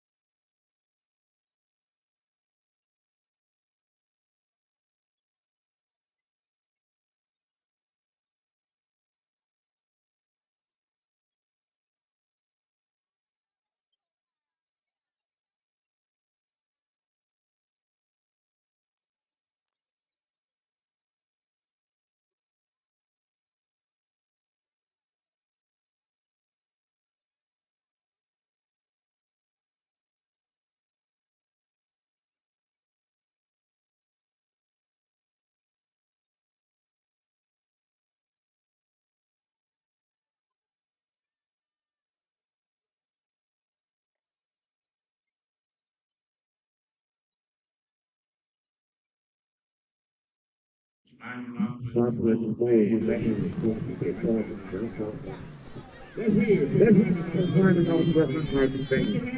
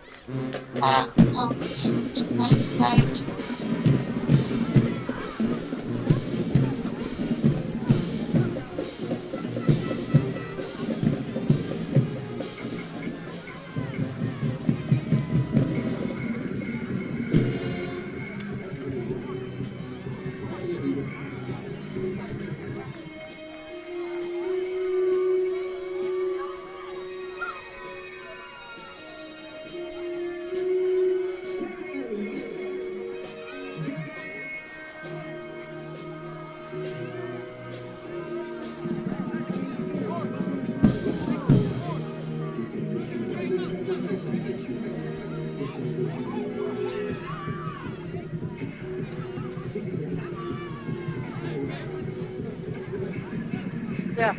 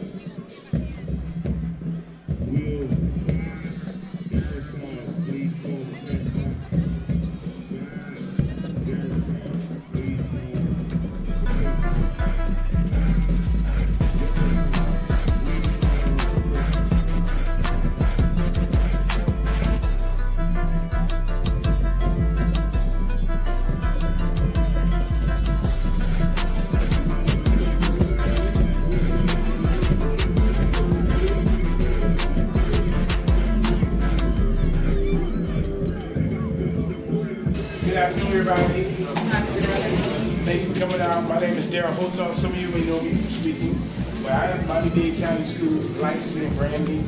I'm a contractor. We're the ones that brought this partnership together with Adidas.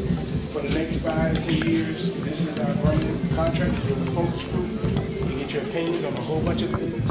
Hi everyone. I want to echo his sentiment, Daryl's sentiment on just the gratitude that we have and the ability to come out in front of you guys and actually be able to show product today, ask you guys around feedback, trend, things that you're seeing in the marketplace, things that you guys are wearing. We are the Adidas accessories team. My name is Marcelo. I have Casey and John to my right. We work on all things accessories, from stuff within the lifestyle range to team socks, and we build everything that you see in store from the lens of accessories.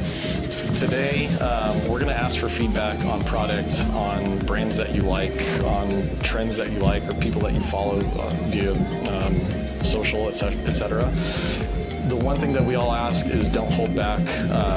The way we all get better, the way we build better product, the way we build better campaigns is by getting raw and honest feedback. Give me your top 3 brands. I'm gonna look at you. You're gonna start it off. Top 3 brands, rank them.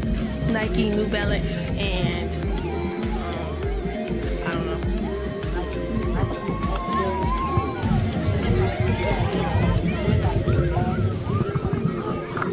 Okay, got it. Nikes, Rick Owens, and Adidas. I don't like bags like that. Tote bag. I don't like bags like that. I think the material is like cardboardish. Maybe like make it like it's like durable, but like I don't like the feel of it. So yeah. What do you guys think about the denim? Yes. Because denim goes with a lot, so. Are you guys starting to like wear more denim now? Yeah, absolutely. Yes. Jackets or And then people like style a lot of denim different ways, so it'll be definitely.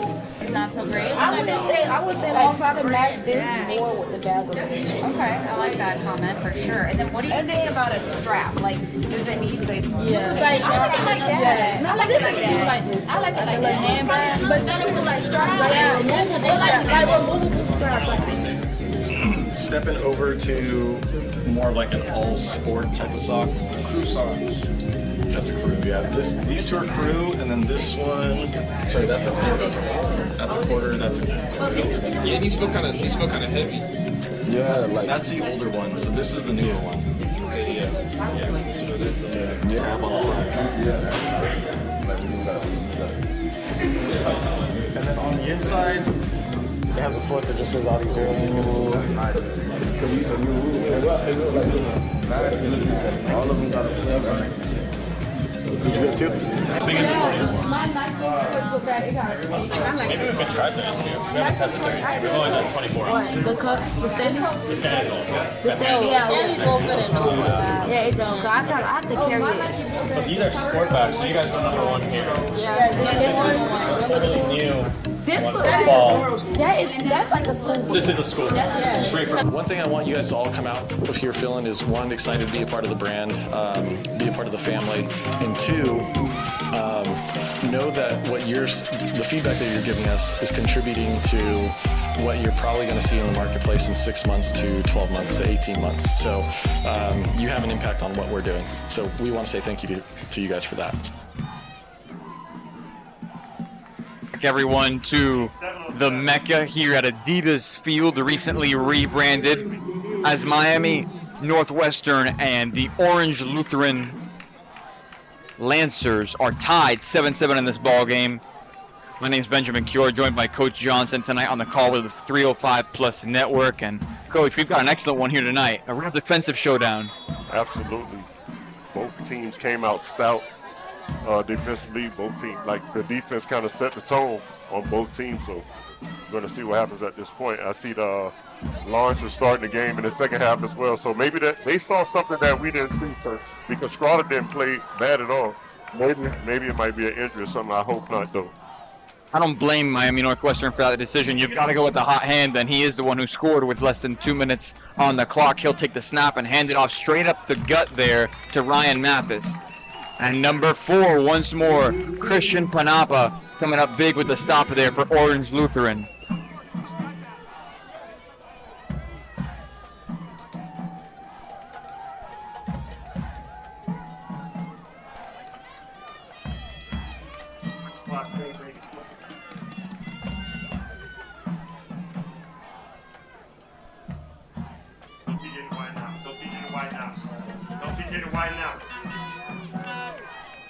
Lawrence looks left, fires left, and Lanier is wrestled down. It seems as if the Bulls are going with the quick passing game and get the ball out to their athletes to see, what can happen. Maybe a missed tackle, and they can take it to the house. But great tackle on the boundary corner on that end. Get it to your playmakers and let them do the rest. Absolutely. It worked.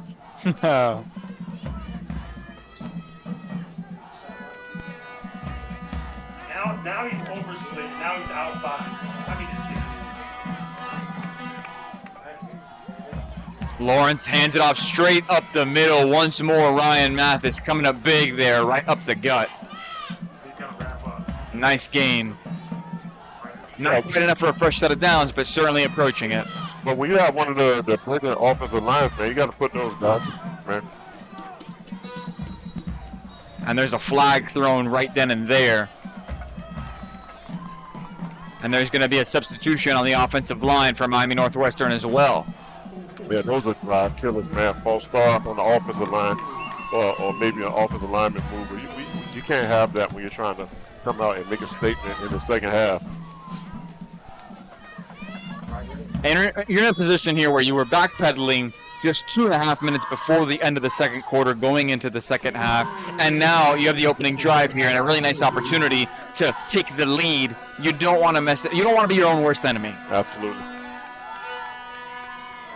A little high of a snap, but no problem for Lawrence. Hands it off once more, and they're really leaning on their run game here in a way that I think both of us really appreciate. Absolutely, you got to go to that run game to kind of tenderize the defense a little bit, and it seems they're running off the strength of their line, which is on the right side, big number 77. Ramar Turnier, a 11th grader. It seems like that's the side that they want on the big right tackle, which right tackles are normally known for being run blockers. Tristan's supposed to line up on touch.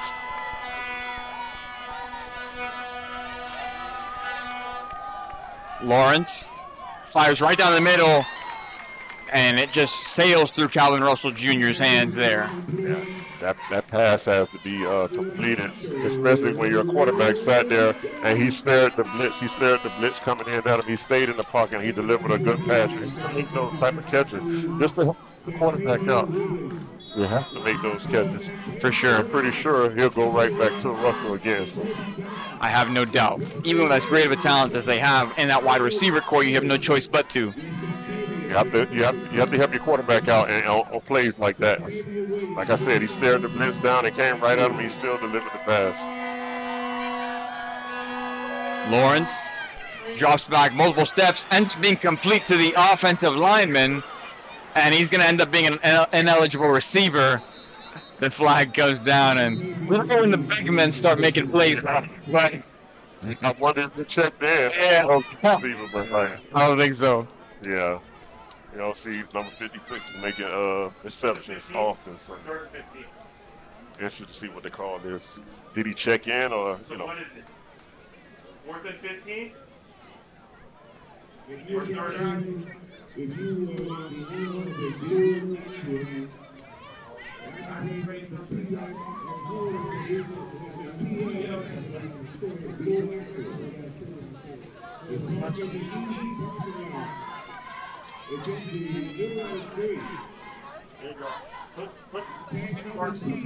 And the entirety of Orange Lutheran making it out here to Miami, including their band and cheer squad.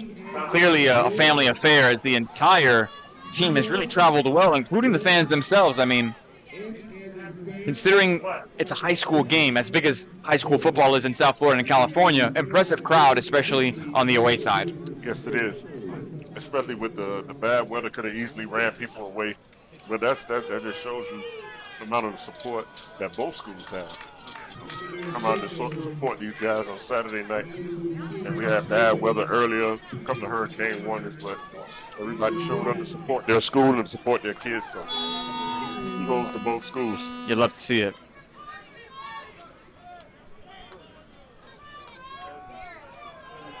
Lanier heading over to the right side of the field. Alvin Russell Jr. heading over to the left. With a situation like that where there was a flag thrown on the play, like, yeah, time, I'd like to see the West speed it up a bit, develop a pace. I want to see you catch them off guard for sure. Put the pressure on them, make them uncomfortable. Lawrence drops back, has to evade pressure, and is brought down by Orange Lutheran's number 7, Mason Reyes, the senior linebacker. Him and his teammates celebrating right then and there after a big stop. That'll bring about 4th and long. Great job by the Lutheran secondary, stand with their man. There's no time to completely pat it down.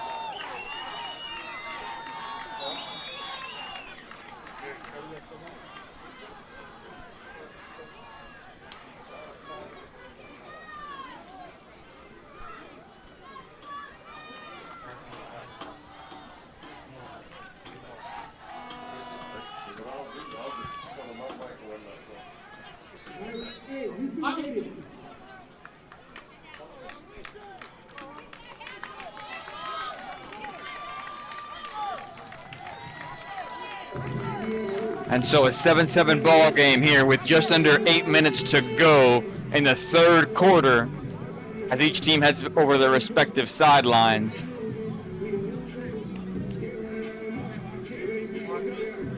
Yeah, I'm anxious to see how Lutheran will come out in the second half. What will be their style? What will be their plan of attack? Because early in the game, they kind of mixed it up, went with a couple of throws here, but they ran the ball pretty effectively. So let's see how they plan to come out to attack the Northwestern Bulls defense the remainder of the game. Taking a big picture look, I love the rebrand of the stadium and Adidas Field. The logo looks awesome, the hash. I mean, they really did do a great job and did justice by the history here at Travis Powell. Yes, they did, man. They outfitted all the schools, man, all the powerful schools, man, and they outfitted everybody. Everything is Adidas. Is like I said, this is Adidas Field at Travis Powell Stadium. Jay Nemhard takes it up the middle for a nice gain of about 5 or 6 here for Orange Lutheran.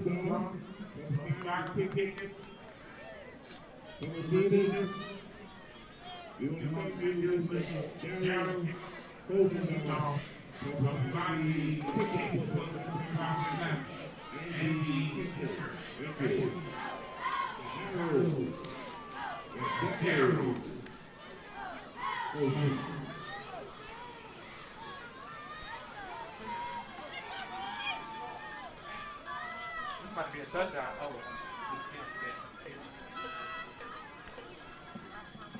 Toki hands it off. Oh, he fakes me. He takes it right to his guy. Number 8 turns on the burners, and Nicholas Bland scores his second touchdown of the night, putting up the Orange Lutheran Lacers 18-7. That was a quick strike, and that was a way to answer coming out in the second half. Quick strike, a missed tackle, and the rest is history. Touchdown Lancers. Just a great draw. I mean, they sold me on it too, and he's wide open, nobody in front of him. Like I said, because they established the running game early in the game, so you have to respect it. You have to respect it. So there was a flag on the play as well. Maybe excessive celebration.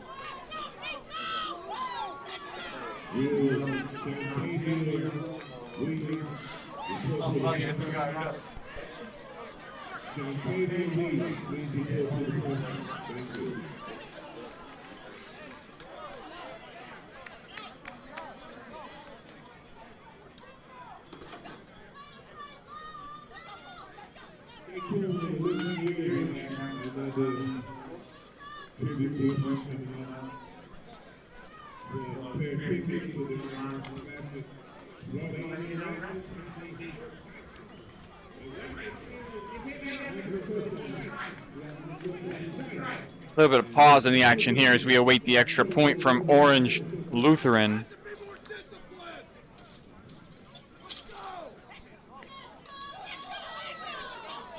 And you hear a lot about discipline, and you have to play more disciplined in the crowd for sure. Right. You know.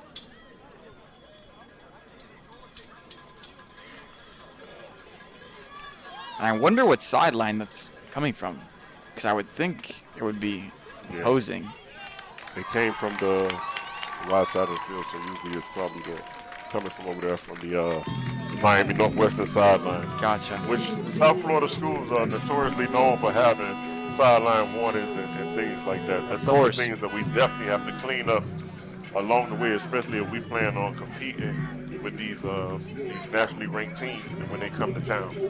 So that's something that we have to clean up. We have great athletes, we have good coaching, but some of the discipline at times it seems to get out of hand. But that's something that I'm pretty sure Coach Victor will address with his team.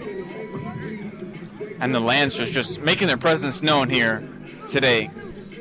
They did not sleepwalk into this game. The weather, the conditions, maybe some of the jet lag could have easily gotten to them, but they've done a great job here today.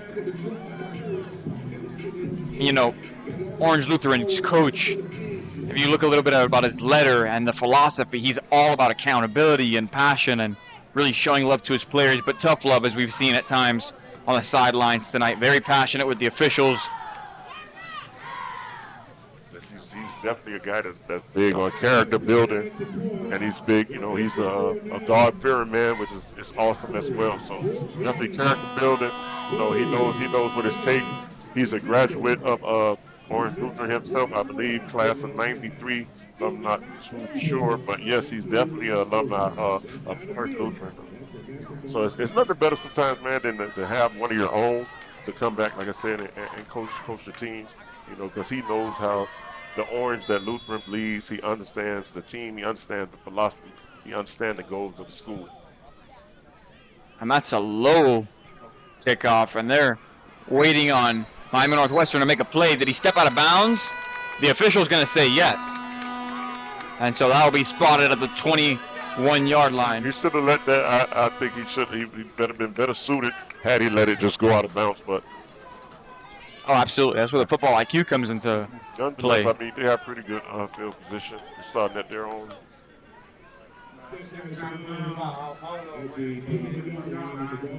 Right now they're on 21, so.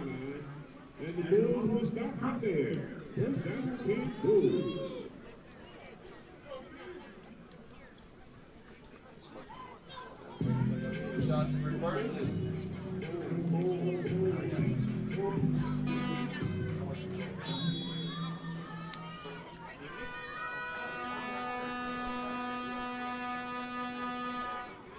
Large momentum. It just seems like the Lutheran sideline and the Lutheran kids are a little more upbeat at this point.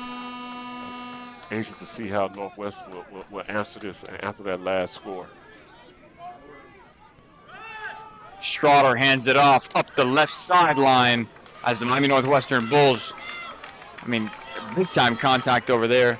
Equipment coming off, and that's number 13 with the tackle, Orion Wallace, the 6'5 DB.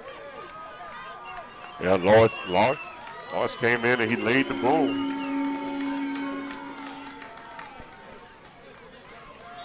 You see the Lancers strength and conditioning coach looking proud onto one of his guys.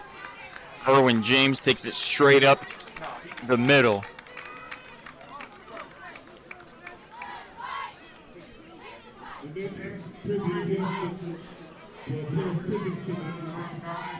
See if the Northwestern can reestablish their rhythm. They seem as if their rhythm was a little more better with Lawrence, and the offense. Everything was a little more faster, and they skipped to a quicker beat as to now. So let's see what happens in this drive. Schroeder looks left, fires left. Caught once more by Nicholas Lanier. Brought down just shy of the first down. Oh, and that's broken up. Excuse me. And that'll be an incomplete pass.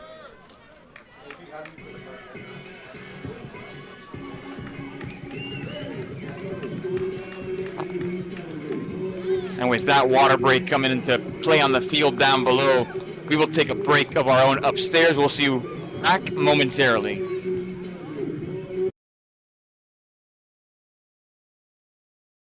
Miami-Dade County Public Schools are built in the belief that every student deserves a path to success. Through Holston's resources, we're creating opportunities outside the classroom for our young men and women.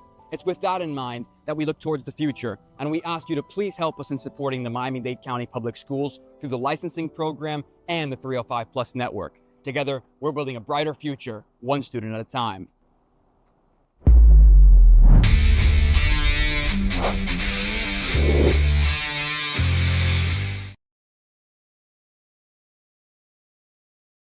And welcome back into this broadcast with 6:05 to go here in the third quarter. Currently, the Lancers lead against the Bulls 14-7.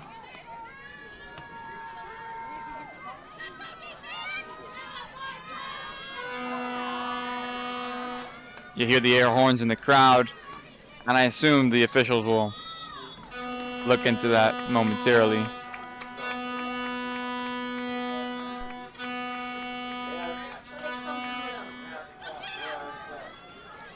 Schroeder fires up the middle, complete to number 6, Kenyon Tompkins. Good play design, complete pass. Thompson gets upfield, and that play was good enough for Miami Northwestern first down.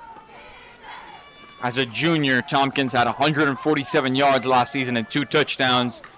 Looking to make a splash in his senior season. Great separation on his part, giving his quarterback and Leon Schroeder a comfortable throw. Some yards after the catch were very helpful as well.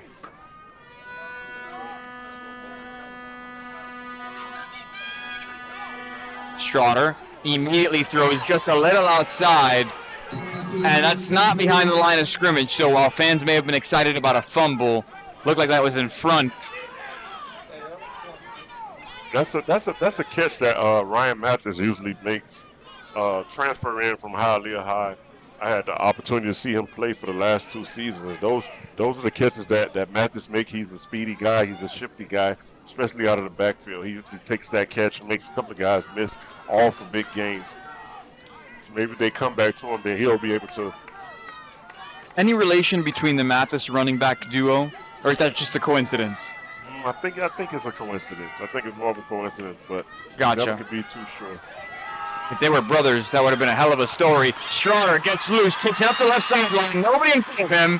Keeps on going. He slant canceled midway through and takes it to just outside the red zone and sets up the Northwestern Bulls in a great spot with 5 minutes of the running clock here in the third quarter. Absolutely. Big run on the play. Great decision. Nothing was open downfield, so he decided to tuck it and head upfield. Big gain on the play. A huge chunk of yards. That was a great game for Miami Northwestern and a big morale booster as well. I see a lot of Lutheran players, hands on their hips, hands on top of their heads. So maybe the Miami humidity and fatigue is starting to set in.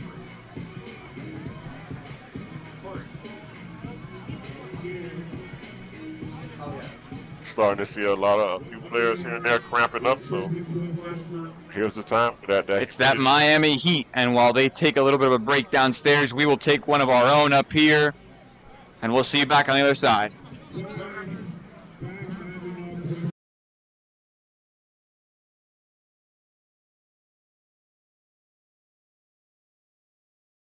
You already know where high school football rules. We play the Mecca. And we kick things off this weekend with the inaugural 2025 Adidas Kickoff Classic weekend on the Adidas field at Travis Powell Stadium. You're talking about the best of the best to kick off the Classic. Orange Lutheran Lancers and Florida's reigning Class 3A state champions Miami Northwestern Bulls. Download 305 Plus Network TV, the only place where you can see your favorite Miami-Dade high school football teams play every week. Get the app and get 25% off Adidas merchandise. Back, Leon Schroeder back under center, airs one out just a little underthrown, and Calvin Russell Jr. with a big leap over the fence. A multi-sport athlete at track and field to the left as well. Yeah, he does run track also. Well, there you go. I mean, he does the long jump and I believe the hurdles. Such an impressive young man. I mean, yes, he is. Pure athlete. Yeah, great kid as well. Had the opportunity to speak with both of his parents. Calvin Russell Sr., his mom, Neve Broussard, who's a University of Miami basketball player, and I spoke with them briefly about, his decision to go to Syracuse, and they both said Coach Fran was the deciding factor. We'll speak a little more after this play. Love to hear stories like that. Schroeder ends up keeping it, runs up the left side, and draws some contact there, but picks up a nice gain for his team and sets it up very nicely for a 3rd and short situation here.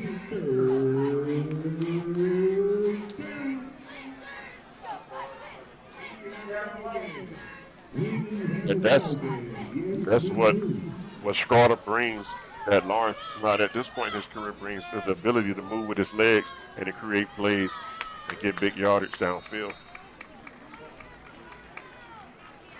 Ryan Mathis takes it right up the middle this time, and it looks like it's good enough to move the chains, and this team is officially in the red zone now.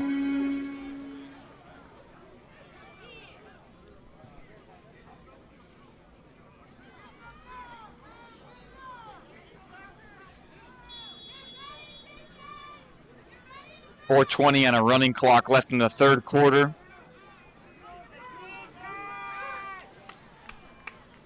Schroeder with a fresh set of downs.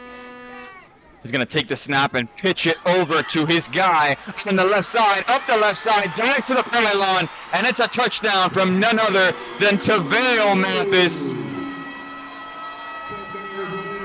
As the Bulls respond here, looking to tie this ball game up 14-14 with just 3.5 to go in the 3rd quarter. A great run by Taveo Mathis. He made his mind up as soon as he got the ball. He comes to the outside and he sprints towards the pylon and he gets in. Great run by Taveo Mathis.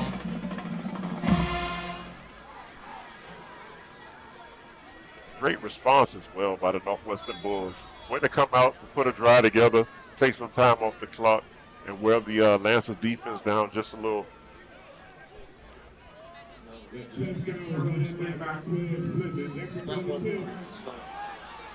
Oh, and they're going to end up keeping it. 2-point conversion opportunity here. Not quite. Orange Lutheran sniffs it out and shoves him out of bounds just in time. So with that, the Bulls now down by 1 against the Lancers.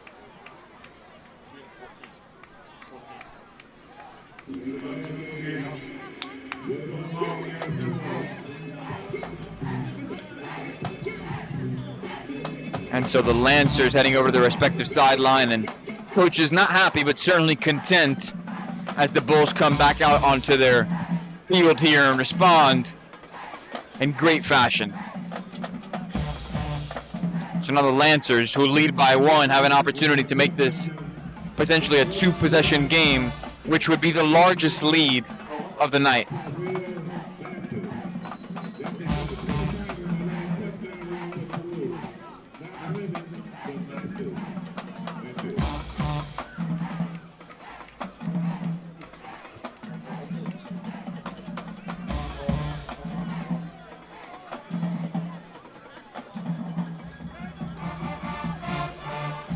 You can hear the Northwestern Bulls marching band and see their cheer squad on your screen right now. They are a team that is certainly in it right now as they send the kick sailing, and the officials are going to get in the way of this one.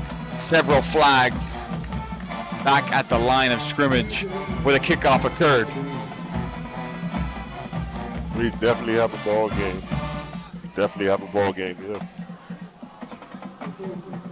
And that Miami fatigue may start to play a part here. I'm looking at some of those close-up shots of the Lancers and very clearly out of breath here, very winded. The humidity is no joke here. It's been raining and thundering all day until this game started. And so while it is a safe playing environment, certainly very humid, very hot, very sticky, and maybe not what you're used to if you're a California kid coming to Miami, Florida to play some high school football on a Saturday evening. For sure. That has always been a home field advantage, so to speak, for South Florida teams. Whenever a team comes from out of town, the fatigue and the humidity, we practice in it, we do everything in it, so we're definitely used to it.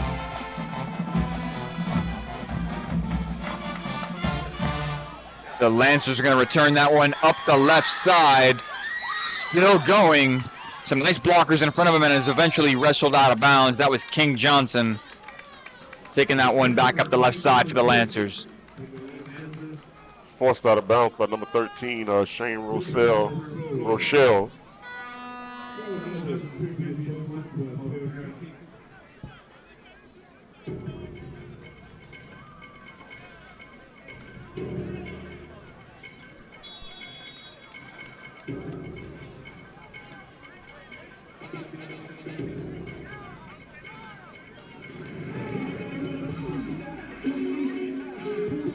3:53 to go here,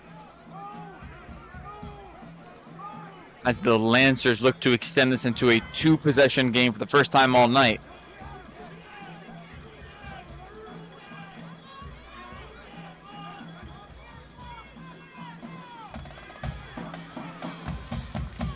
Nice strike right in the middle there, but Northwestern's ready for it as they contain any sort of big play action there on the back end. Second down.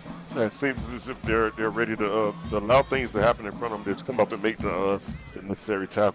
Keep the play in front of them. Correct. Anything over the top is a no-no.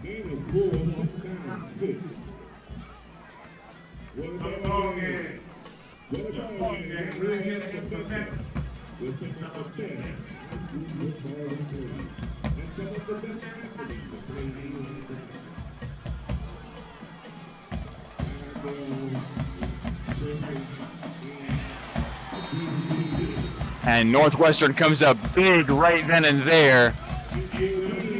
Swallow any chance of a play behind the line of scrimmage. Yeah, that was a big defensive end, number 9, Jordan Campbell, another senior with a big play for a loss.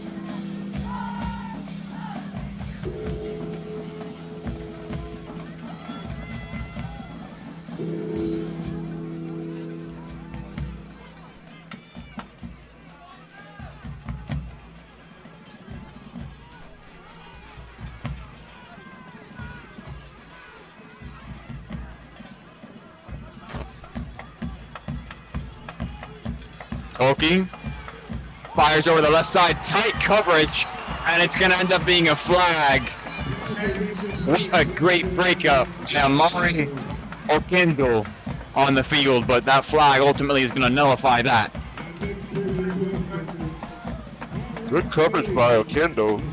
The officials seemed to think that he was there too fast, but it seems like that was great coverage, but he definitely let them know that he's definitely there, so they might want to be careful, keep going that way. But good coverage by Okendo.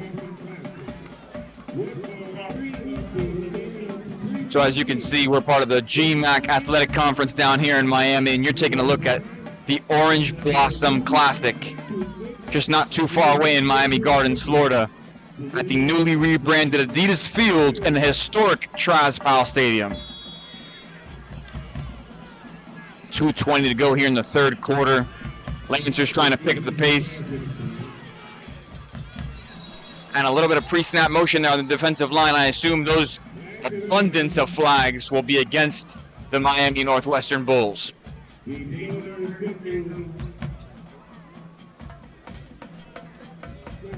For a second there, it looked like that meme where there's 12 flags on the field.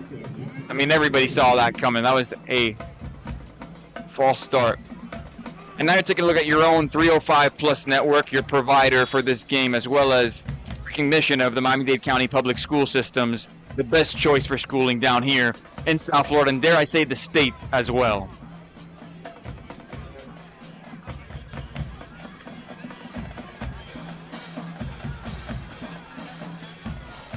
It's a great opportunity right here for the Bulls to come up with a big play. They seem to have the momentum going. They've made a couple of big plays. And that's complete, but behind the line of scrimmage, and it goes nowhere for Lutheran. Desmond Johnson with the quick tackle on the play for a short gain. It's a big third down for the Northwestern defense, 3rd and 15.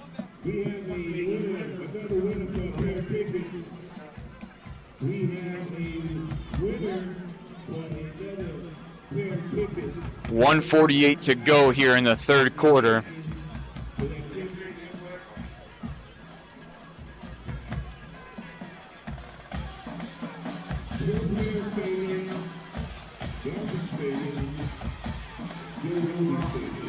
Toki in an empty backfield, rolls out to his left, throws, makes a difficult throw just on the outside though. That's one of those tough arm angles that, even for the pros, your hips have to be aligned right. You would know all about that, coach. And get your feet set. Yeah. Feet planted to be able to make a good throw. And once again, number 11, Mario Okendo on the coverage. You know, the flag is in the past at this point, but I really do believe that was just great coverage and not necessarily a PI.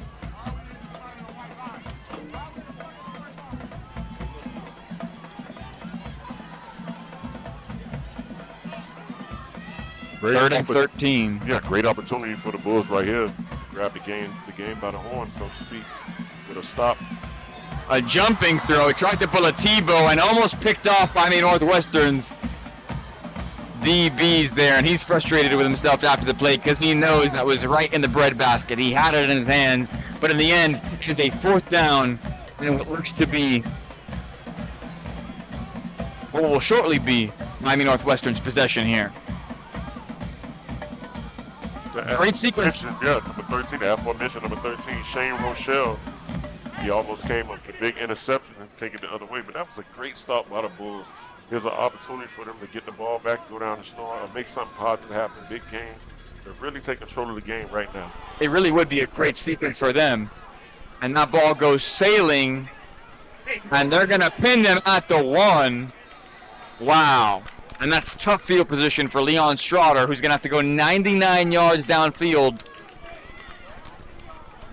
And the Northwestern Bulls are definitely frustrated with themselves right there. Great punt. Great punt coverage as well. I mean, field position will win these tight games, and that is excellent field position for Orange Lutheran, and a tough pill to swallow if you're the Northwestern Bulls. Yeah, right here you have no room for error on your own 1, so. Makes your drop back feel a little more contained, a little tighter. And that pass rush just gets more, you can feel it more so than any other area on the field. End at the 1. Orange Lutheran here with their coverage looks to be going for broke. They know the exact kind of situation there, and Straughter has to fire quickly, and it's dropped by Lanier. If work completed, that would have gave Northwestern a lot of breathing room. Just after, look the ball in, man. So. And Lanier has a little bit of a limp. He seems to be heading over to the sideline right now. And they're going to have to make a substitution. They cramping up. Lord, it's cramping up. Miami.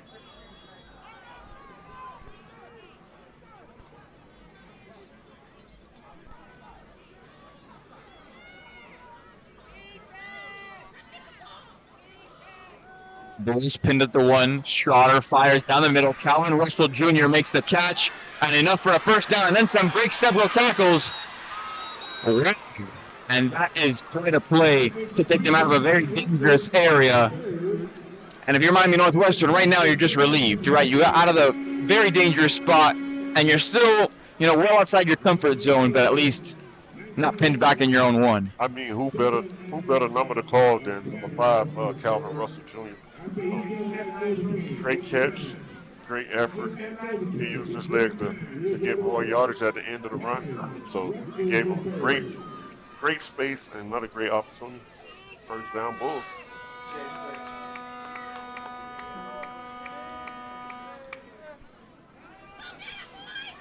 Straughter holds on to the ball, trying to evade pressure, throws to his left. Once again, Calvin Russell Jr. comes up big with a catch. That'll be good for another 1st down.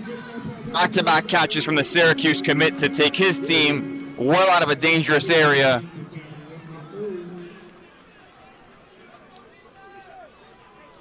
And the Bulls are moving the chains here.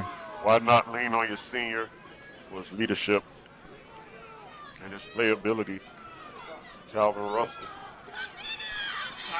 Straughter throws on the move, and Orange Lutheran is right there putting the pressure on him as he goes down. Great play by Straughter to understand the situation, still be able to get rid of the ball instead of taking a sack and losing yardage.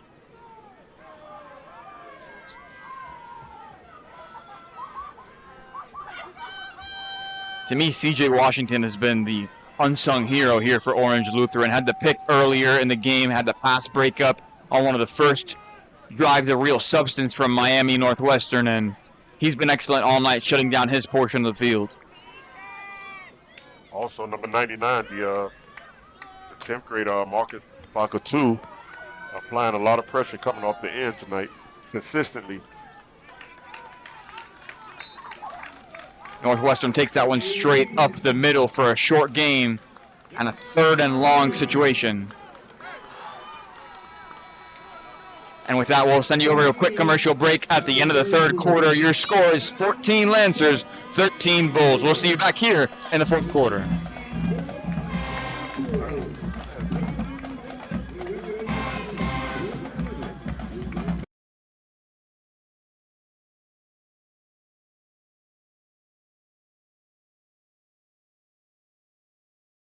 You already know we're high school football rules. We play the Mecca, and we kick things off this weekend with the inaugural 2025 Adidas Kickoff Classic weekend on the Adidas field at Travis Powell Stadium. You're talking about the best of the best to kick off the Classic. Orange Lutheran Lancers and Florida's reigning Class 3A state champions Miami Northwestern Bulls. Download 305 Plus Network TV, the only place where you can see your favorite Miami-Dade high school football teams play every week. Get the app and get 25% off Adidas merchandise.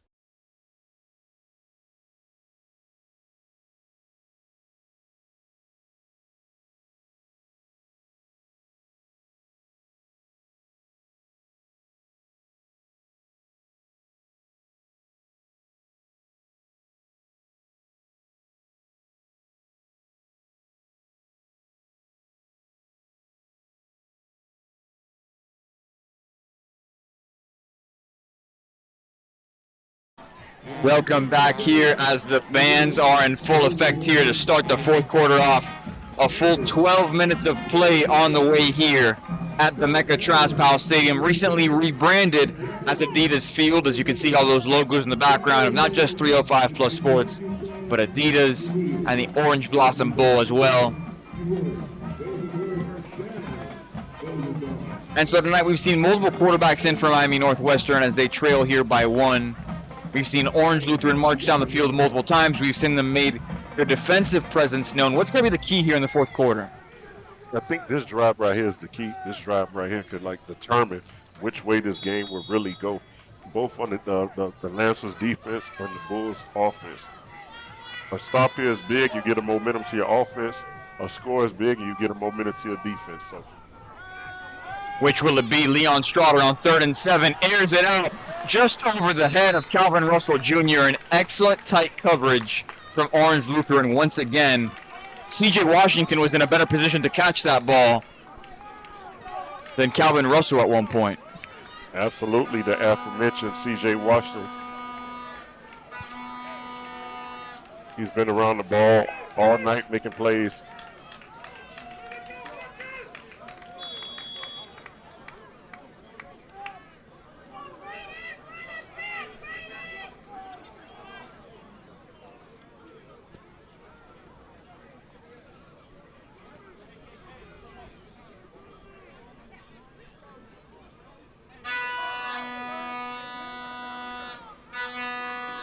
Northwestern will elect to punt here on 4th down.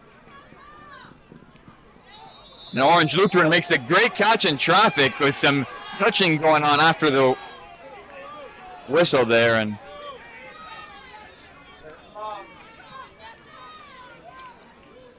the official's just going to let that one play out.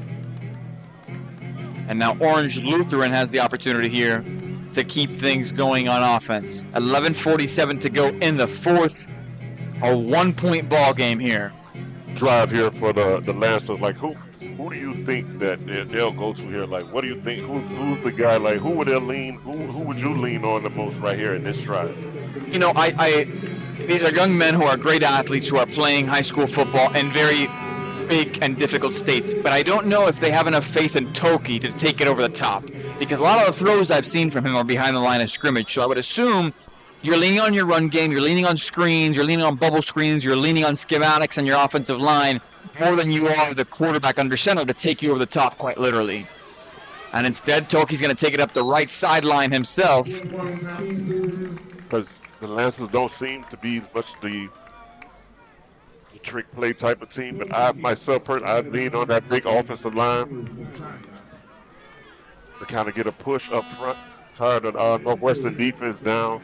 I would definitely lean on that big offensive line, run the ball a little bit to see what happens. You got time, you have the ball, and you stand. As a matter of fact, you're still up. Correct. Second down, too, folks.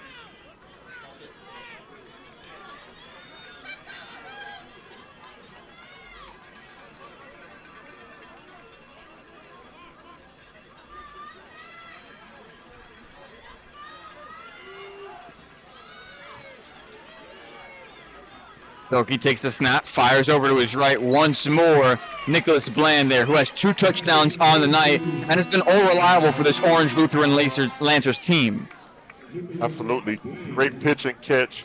Receiver turn around, hands out, expecting the ball, wanting the ball. Great pitch and catch on that play. You asked me a few moments ago who will they go to on this drive. I would assume we hit him early and often throughout this one. I'm the receiver or any of the running backs, man. I want the ball on any given down, man. Every player out there that's a skill position, you got to want the ball on any given play. Toki rolling out to his right to evade pressure. He's that one out of bounds. Probably the safest move. There were a ton of Northwestern Bulls in that area. Great press up front. Great coverage by the defensive backs. And even better, great sign of discipline from the Northwestern pass rushers not to get a silly flag on the play, roughing the passer, or one of those silly plays, man, that could cost your defense. Honestly, since that lapse at the end of the first half, we played great situational football so far, and Orange Lutheran has really not been their own worst enemy in any way, shape, or form.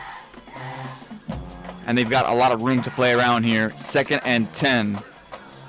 Some pre-snap motion.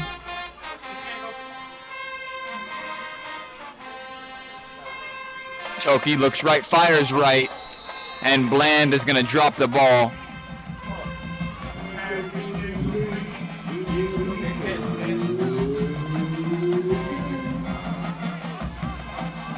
Pass break up on the play.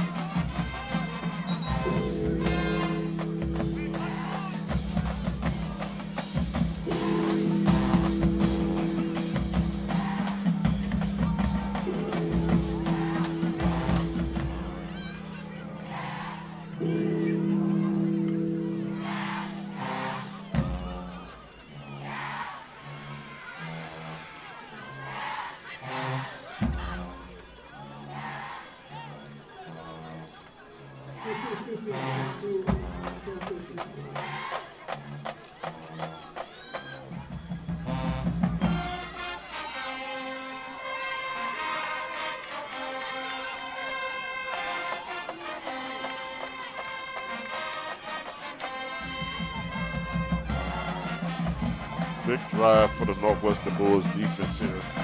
They can get a stop. That'll be real big to get the ball back into the offensive hand.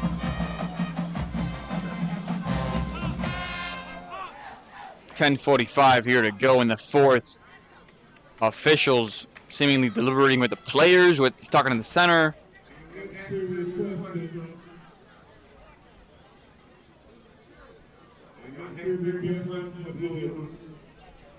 I see some officials talking to DBs. I think there might be something. I've seen some of the officials look at the clock. I wonder if there's an issue there or what they're trying to get sorted.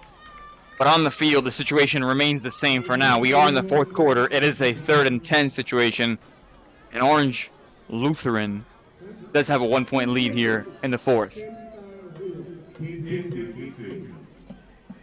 Sure enough, it was a clock situation, yeah. Time situation. Okay.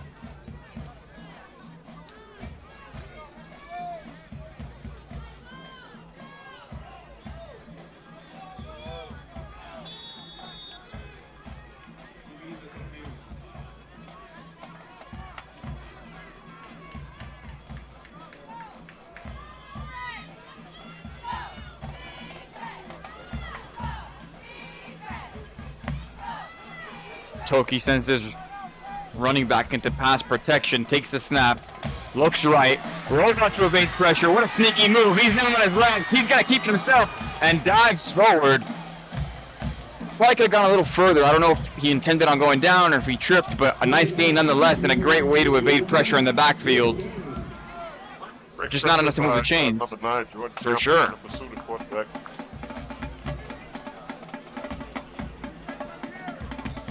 And with did that, a great job getting out of there. Yeah. Trying to get the yardage necessary for the first down, but he came up short. Good stop by the Bulls defense. I think the turf monster may have gotten him because I don't think he was trying to like face first slide or anything like that. And not that short of the. Maybe he thought he was at the. Yeah, I don't. The pylon, not the pylon, but the first down marker. A lot of almost blocked punts here tonight, and that one's just gonna bounce.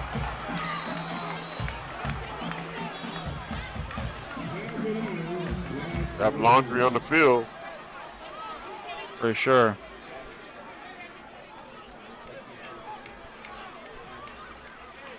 This is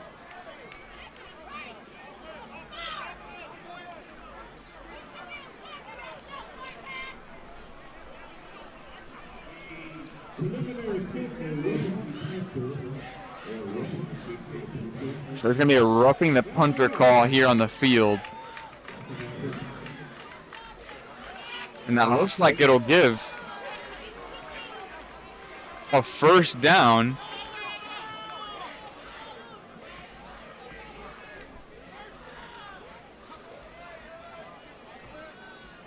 I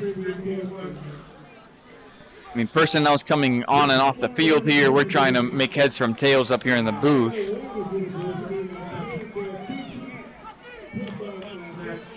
Those are the penalties that you can't have in situations like this. Your defense worked hard to get the ball back. Correct. The team comes on and creates a mistake like that. Those are the things that you cannot have.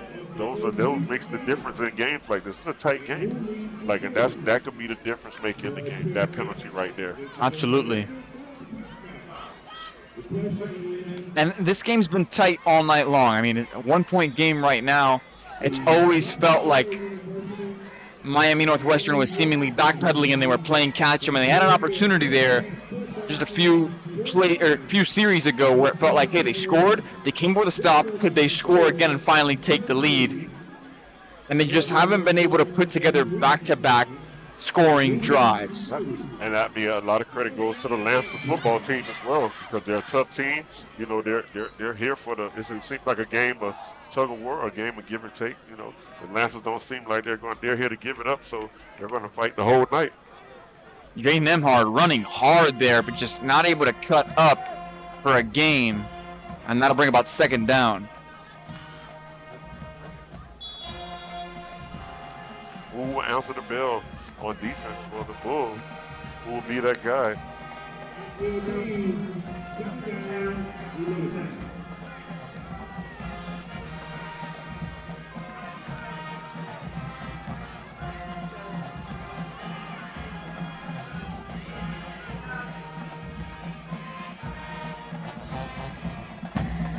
Under 9 minutes on a running clock to go. Toki's gonna take it. Rolls out to his left, fires one downfield, out of bounds, but intended for Christopher Flores, who has several catches tonight. Great defense on the play. The Bulls secondary, they stayed with their mans. Got pressure up front.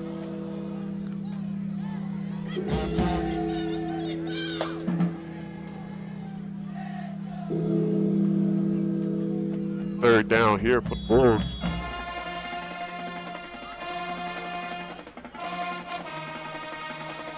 Let's see what the senior Desmond Johnson can come up with here for the Bulls on defense. Can he get a stop?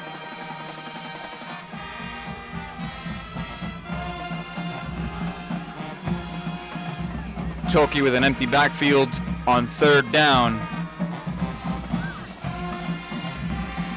Rolls out to his right, ends up keeping it, takes it on his own, slides, but not before getting the first down this time around. And Toki just taking what the defense gives him, but it looks like he may have injured himself on the slide. He's gone down awkwardly 2 times tonight after QB runs.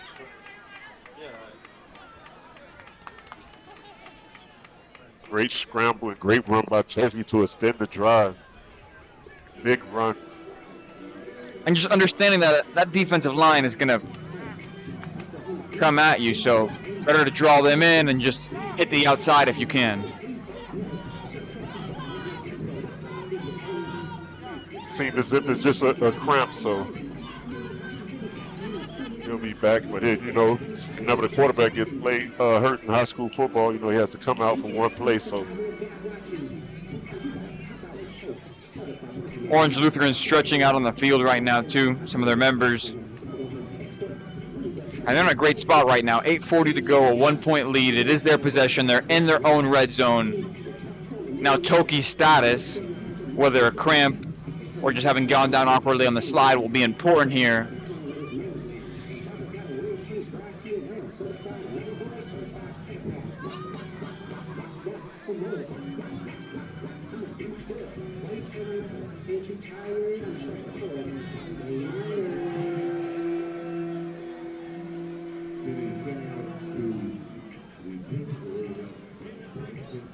Toki's heading over to the sideline now. He'll have to sit out a minimum of a play.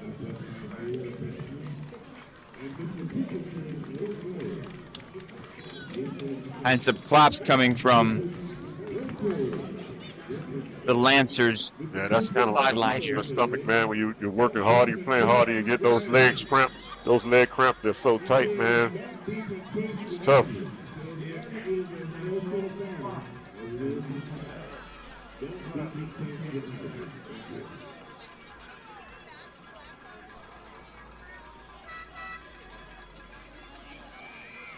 Hand up straight up the middle, and that goes nowhere for Jay Nemhart.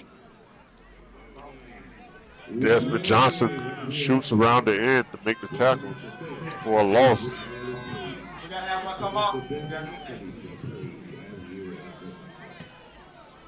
Bulls need a defensive stop here and try to limit this game to a 4-point lead.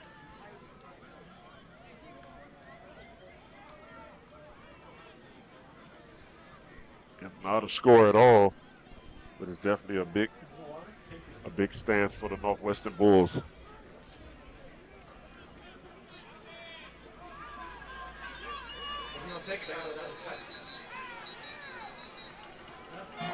Toki's still not under center. It's going to be Ezra Brown, the freshman quarterback, under center, at least until next time. The teams head to their respective sidelines. 7:34 to go in the fourth quarter here. Lancers up by 1.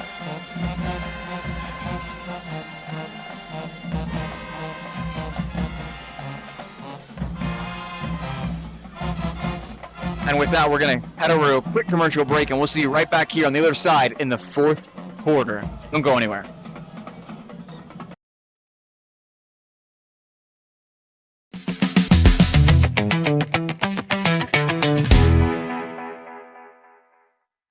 Get ready for the inaugural Adidas Kickoff Classic Weekend held August 22nd and 23rd. It's all going down at Adidas Field at Travis Powell Stadium, 11380 Northwest 27th Avenue in Miami. Booker T. Washington Tornadoes, South Dade Buccaneers, Orange Lutheran Lancers out of California, and the reigning Class 3A state champions, Miami Northwestern Bulls. You can catch it all when you download the 305 Plus Network app. Watch the games live, support your school, and get discounts off Adidas merchandise. It's a win-win-win already. And so is Reagan Toki under center for the Lancers after missing out on 2 plays.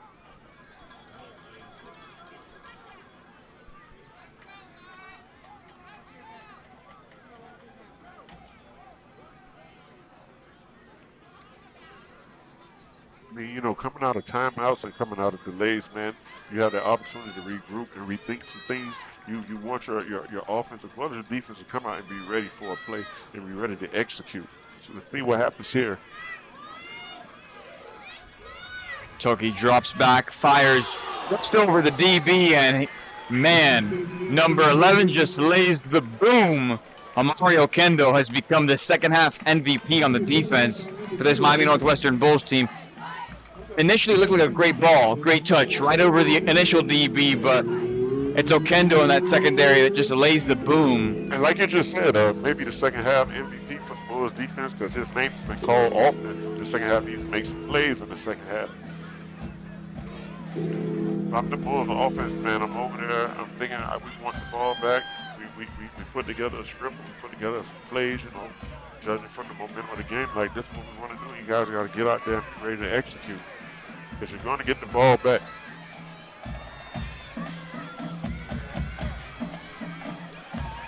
Toki under pressure and is just folded like an omelet by number 9. Jordan Campbell is there to make the play.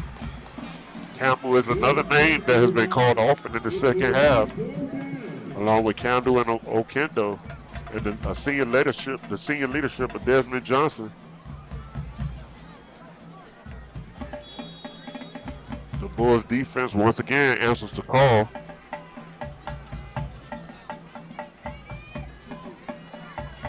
Under 7 to go here on a running clock. 6:50.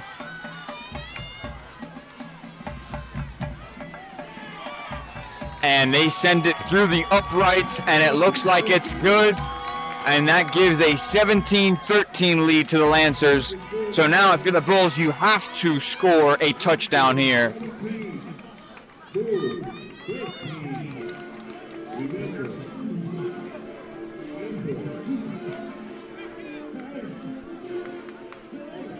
Kickers are very important in the game of high school football.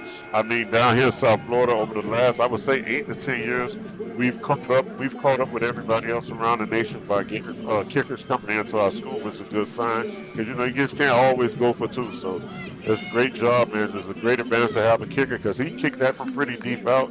It went straight to the uprights. It was high. It was clean. It was great. Nice chip kick. Had a lot of air on it. Wow. Yeah. That's the X factor. So anytime they get the ball, they get the ball back. They just need to get in field goal position for their kicker. They should be able to complete it. So there's 3 phases, and that's special teams. You can't take it for granted. Great weapon to have.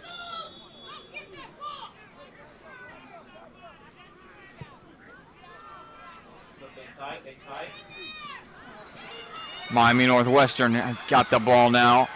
Makes a man miss. Stiff arms another, but is brought down.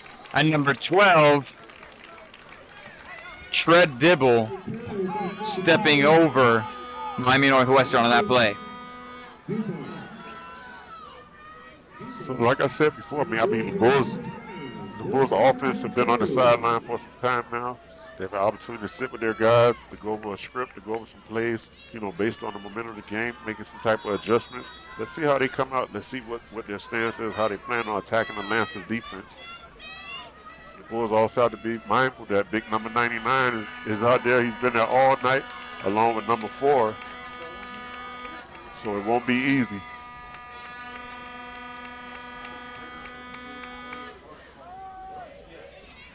Handoff there to Erwin James, straight up the gut, and it'll be swallowed at the line of scrimmage.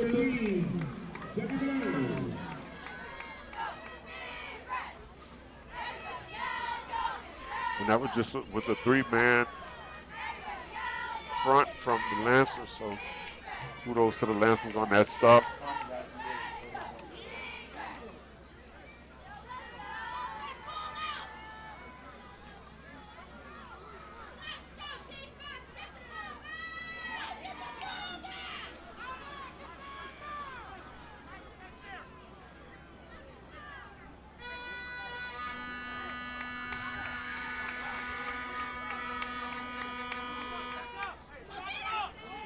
Trotter. His hit after the play. Calvin Russell Jr. is down the right sideline and is eventually brought out of bounds, but not before picking up his biggest gain of the night, 20-plus yards, moving the chains once more. Great play call, great play execution. Johnson seemed to be roaming free down the middle of the field. Great pitch and catch from Schroeder to Johnson. 5:33 to go here.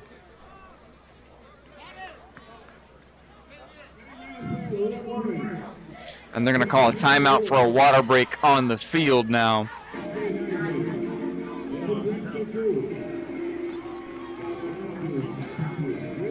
So that may very well be the key. I mean, just taking it to the air, you know where your guys are talented, have a couple special play calls you've got drawn up for the end of the game here, and just, at this point, use them, because you're down by now more than just a point. You're down by 4, so you got to get that touchdown. I don't know if they're comfortable saying, we're going to attempt to kick it, and then we're going to attempt to kick it again. I think you'd like to just score outright here. As well, it's going to have to start up front with the Northwestern O-line. If they can hold for Schroeder, he can find his fast and his nifty receivers. I mean, he has a big target in Russell. He has a speedy guy in Lanier. So let's see what happens. The O-line can hold up. But definitely, man, the Lancers defense, they're definitely up for the task. So it's going to be a great 5 minutes to go. 5 minutes 33 to be exact.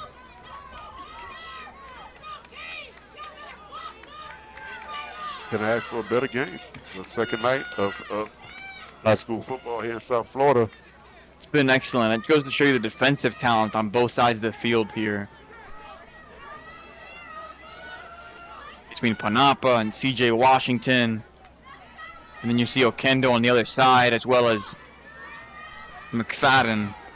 So many guys making their names known out here tonight. Along with Marcus Fakatu, number 99 for the Lancers. He's definitely become a household name. Marcus Fakatu, 10th grader for the Lancers. Big number 99.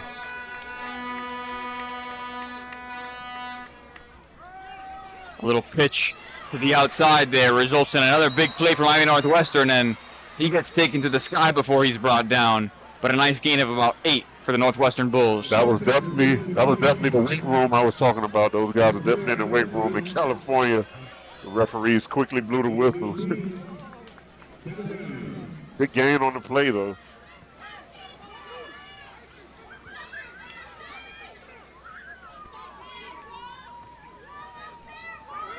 Bulls can't afford a field goal here. On the clock. Schroeder's going to hand it off once more here to Mathis, who takes it right up the middle. A nice gain, but not quite enough for a first down.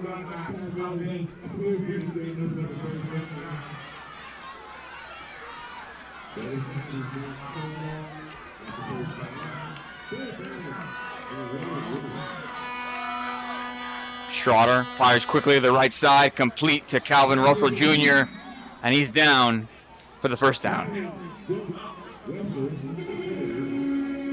I mean, who better to go to than your senior wide receiver, your two-sport athlete, 5-star Syracuse commit, Calvin Russell.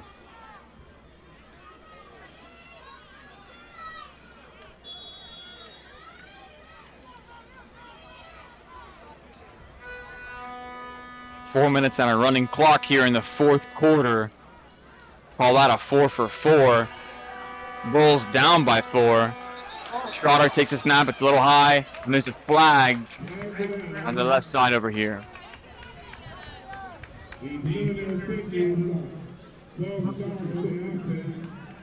And a false start against the Northwestern Bulls is going to send them moving backwards. And Orange Lutheran in a great position here with a 1st and long and a running clock and a 4-point lead. Check out our new branding here at Adidas Field, the Adidas logo, as well as the classic kickoff weekend here on the 305 Plus network, what is sure to become a great tradition on this network. Schroeder evades the initial pass rush, decides to take it on his own, is tripped up and goes down, but not before picking up a nice gain, but not quite enough for a fresh set of downs. Great tackle on the play by number 99, Marcus Fakatu. Once again, showing up big for the Lancers defense. If that tackle had not been made, Schroeder probably still be running or even for a bigger gain. Great hustle. Now the sophomore, Marcus Fakatu.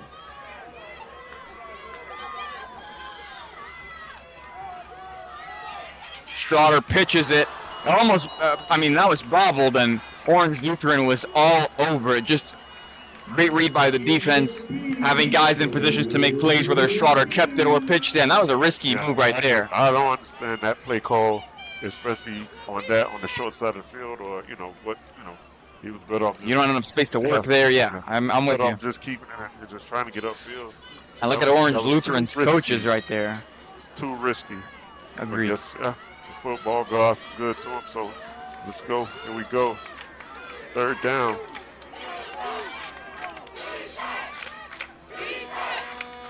Straughter looks left, fires to Calvin Russell Jr. Ends up falling backwards, isn't able to make a play. And between C.J. Washington and the 9th grade DB, Kings Bakara Hizini, they have just shut down that side of the field all night. Nothing deep has happened for Miami Northwestern's defense, and that's a credit to them. Absolutely. C.J. Washington, he's been up for the task all night. And who's better to be in coverage when the ball goes in the air on that side than C.J. Washington. He's answered the bell all night. I preempted the game by saying that I thought that Miami Northwestern's receiving core was absolutely elite. I think after tonight, it's fair to say that Orange Lutheran has an elite secondary. Absolutely. Orange Lutheran has a great defense. Straughter takes it in, knocked over by number 99, as we've talked about all night. Coach Johnson, you said it, Marcus Fakatu. Once again, Marcus Fakatu with the big stop, the colossal hit to kind of sort of put a stamp on this game. Number 99 sophomore, Marcus Fakatu. Great play. 6'7" as a sophomore. Yes, that's his height. No pun intended.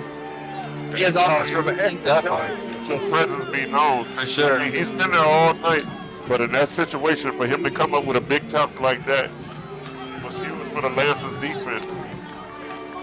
He has offers from Arizona, Texas State, Sac State, Syracuse, Delaware State, and Idaho as a 10th grader.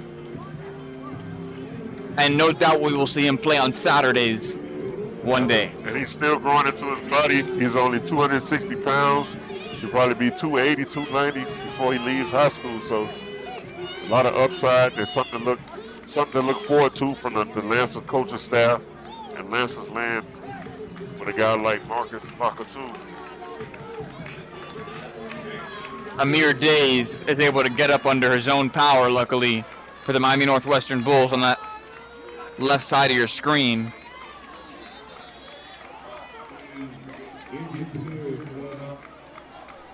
And now with a fresh set of downs, Orange Lutheran has a 4-point lead with 2:38 to go in the fourth quarter here as they look out to close out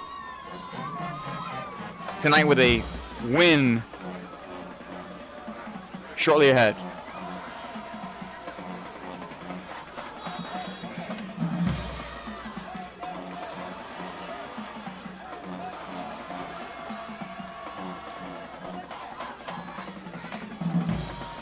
Hoki's going to hand it off. And that's taken up by Jay Nemhard once more. Big stop by number 95, Robert McFadden, to cut that yardage short, that gain short. Clock's running, the clock is not. Bulls friend right now is not an ally of the Bulls, so they need to get another stop here. Keep some time on the clock and try to get the ball back over to the offense.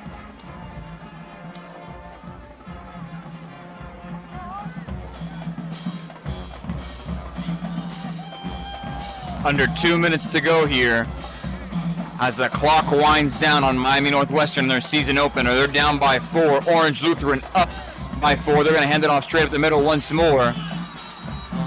And that'll bring about a 3rd and 9 situation here.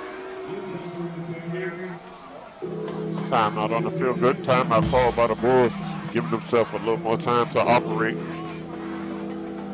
1:44 to go here. We'll see you on the other side of a quick commercial break.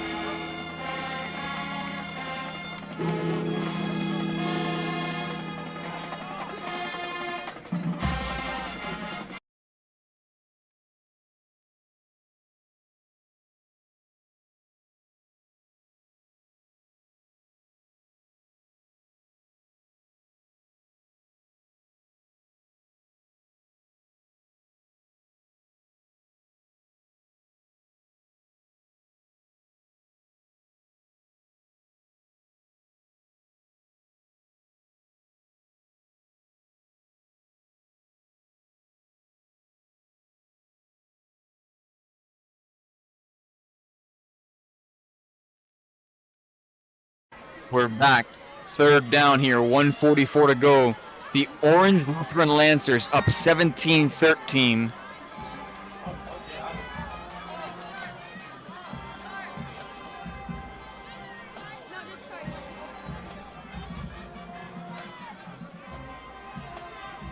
Bills defense could come up with a stop here. Somehow not allow too much time to run off the clock, get the ball back over to their offense. Definitely have a chance to come back and try to put together something to win the game here.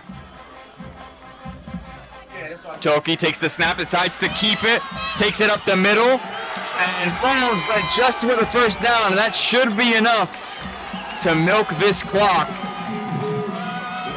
And Toki was just an excellent facilitator tonight. Did what he needed to with his legs when he needed to.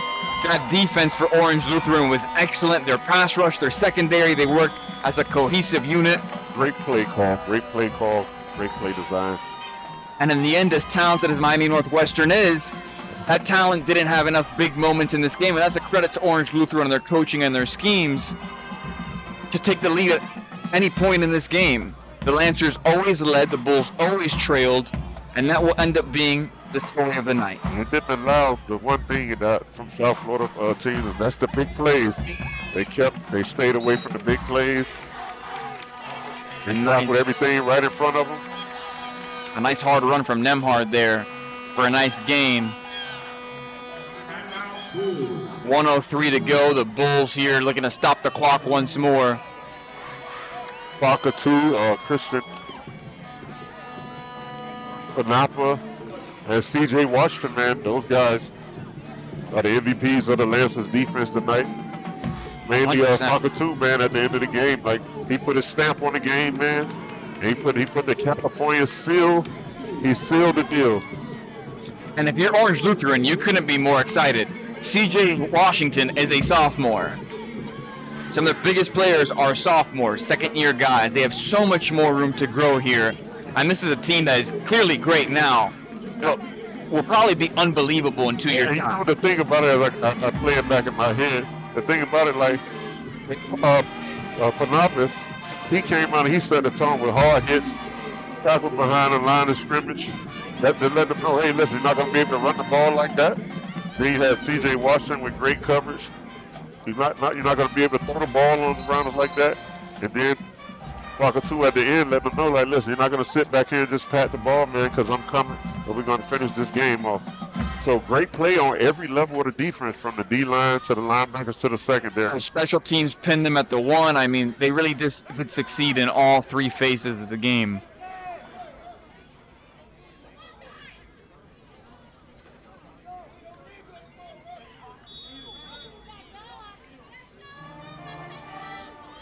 Second and 4.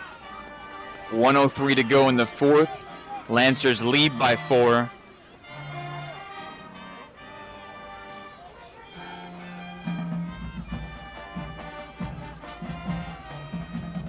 Toki takes the snap, tucks it and runs, and just shy of the first down.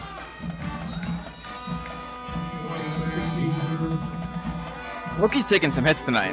Yeah, but that's a credit to the conditioning of the Lancers, man. Every tough hit he took, he's gotten back up. He's a gritty kid, man. Good player. He orchestrated the offense all night tonight. Didn't have any bonehead mistakes or crazy plays. Ball security. Great job on the quarterback. I mean, Coach Belichick always talks about rarely do you win a game, you just have to keep from losing. And in all three phases, but especially with Toki under center, they just kept from losing. Like you said, he never really put the ball in harm's way. The only time it felt like he was putting anything in harm's way was himself on those runs. And in the end, it all worked out for the team. I'm glad to see that he's healthy and doing great. And this team is going to leave Travis Powell in 55 seconds if things don't change here with a win on the win column. Makes for a great flight back home, man. I tell you that much. For sure. Come all the way to South Florida, to come all the way to Miami and pull off a victory with one of the tougher teams down here at Miami. So great play by the Lancers.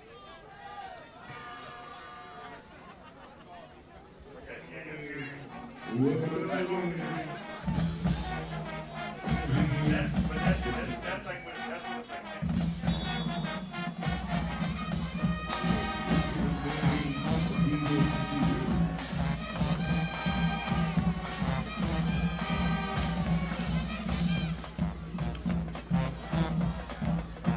There's the snap.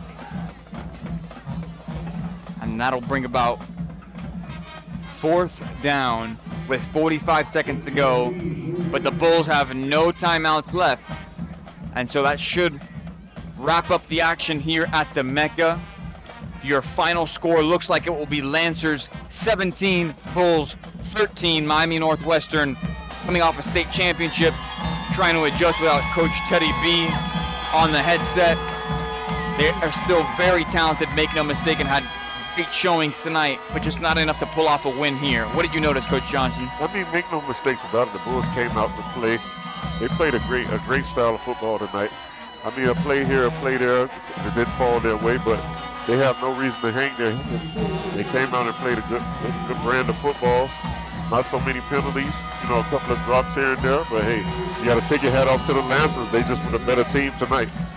They were. They played excellent, and that flight home, like you said, is going to feel so good, and it's a long one. Absolutely. You just got to take this one, eat it, and chew it up and swallow it, man, and like move on to next week, because there's a lot of football still left to play here in South Florida. So they have a nice schedule. A lot of like I said, a lot of football still to play. So you got to put this behind you, man, and move forward.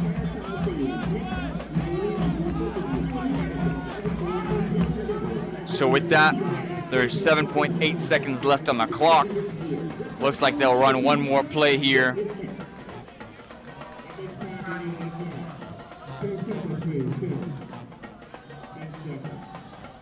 There's 10 seconds left on the clock. They're going to reset it up upstairs as well as down on the field.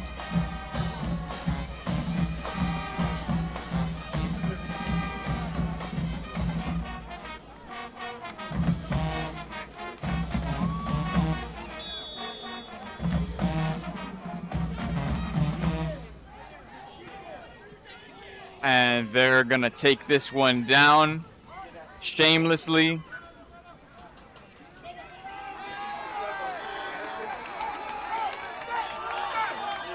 And so with 10 seconds left, that's a safety.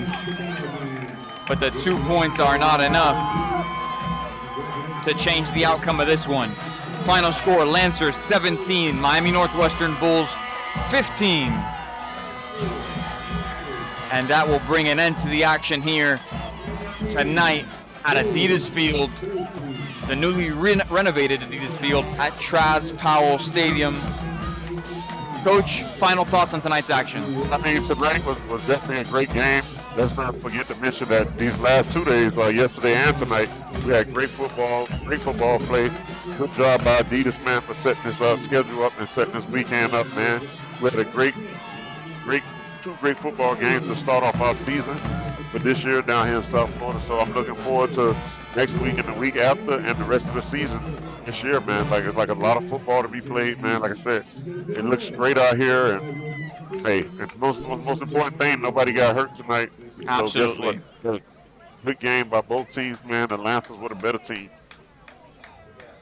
Love the no injuries, certainly. Nothing but respect for the California kids and their coaches and their families. Thank you so much for coming out, and thank you so much for tuning in here in the 305 Plus Network on our YouTube channel, wherever you may be watching, viewing, listening, or subscribing from. Thank you so much for an excellent evening and broadcast.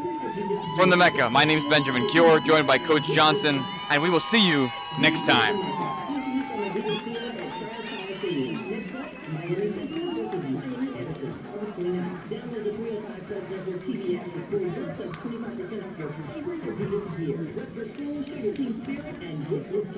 You're watching 305 Network TV, the official sports station of Miami-Dade County Public Schools, bringing you the best in South Florida football each and every week. Next up, the Mayor's Cup Gridiron Showcase, featuring Miami Kansas City versus Miami Maryland Thursday, August 28th at 10 p.m. Brought to you by Adidas.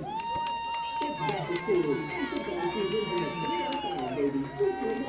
Next up, it's the Mayor's Cup Gridiron Showcase. Miami Kansas City versus Miami Maryland at Adidas Field at Firestyle Stadium, 113 North 27th Avenue in Miami. Download the 305 Plus Network app to support your school, and while you're at it, get some Adidas gear for yourself with the 25% coupon that comes with your free download. Rep your city and your school on 305 Plus Network TV.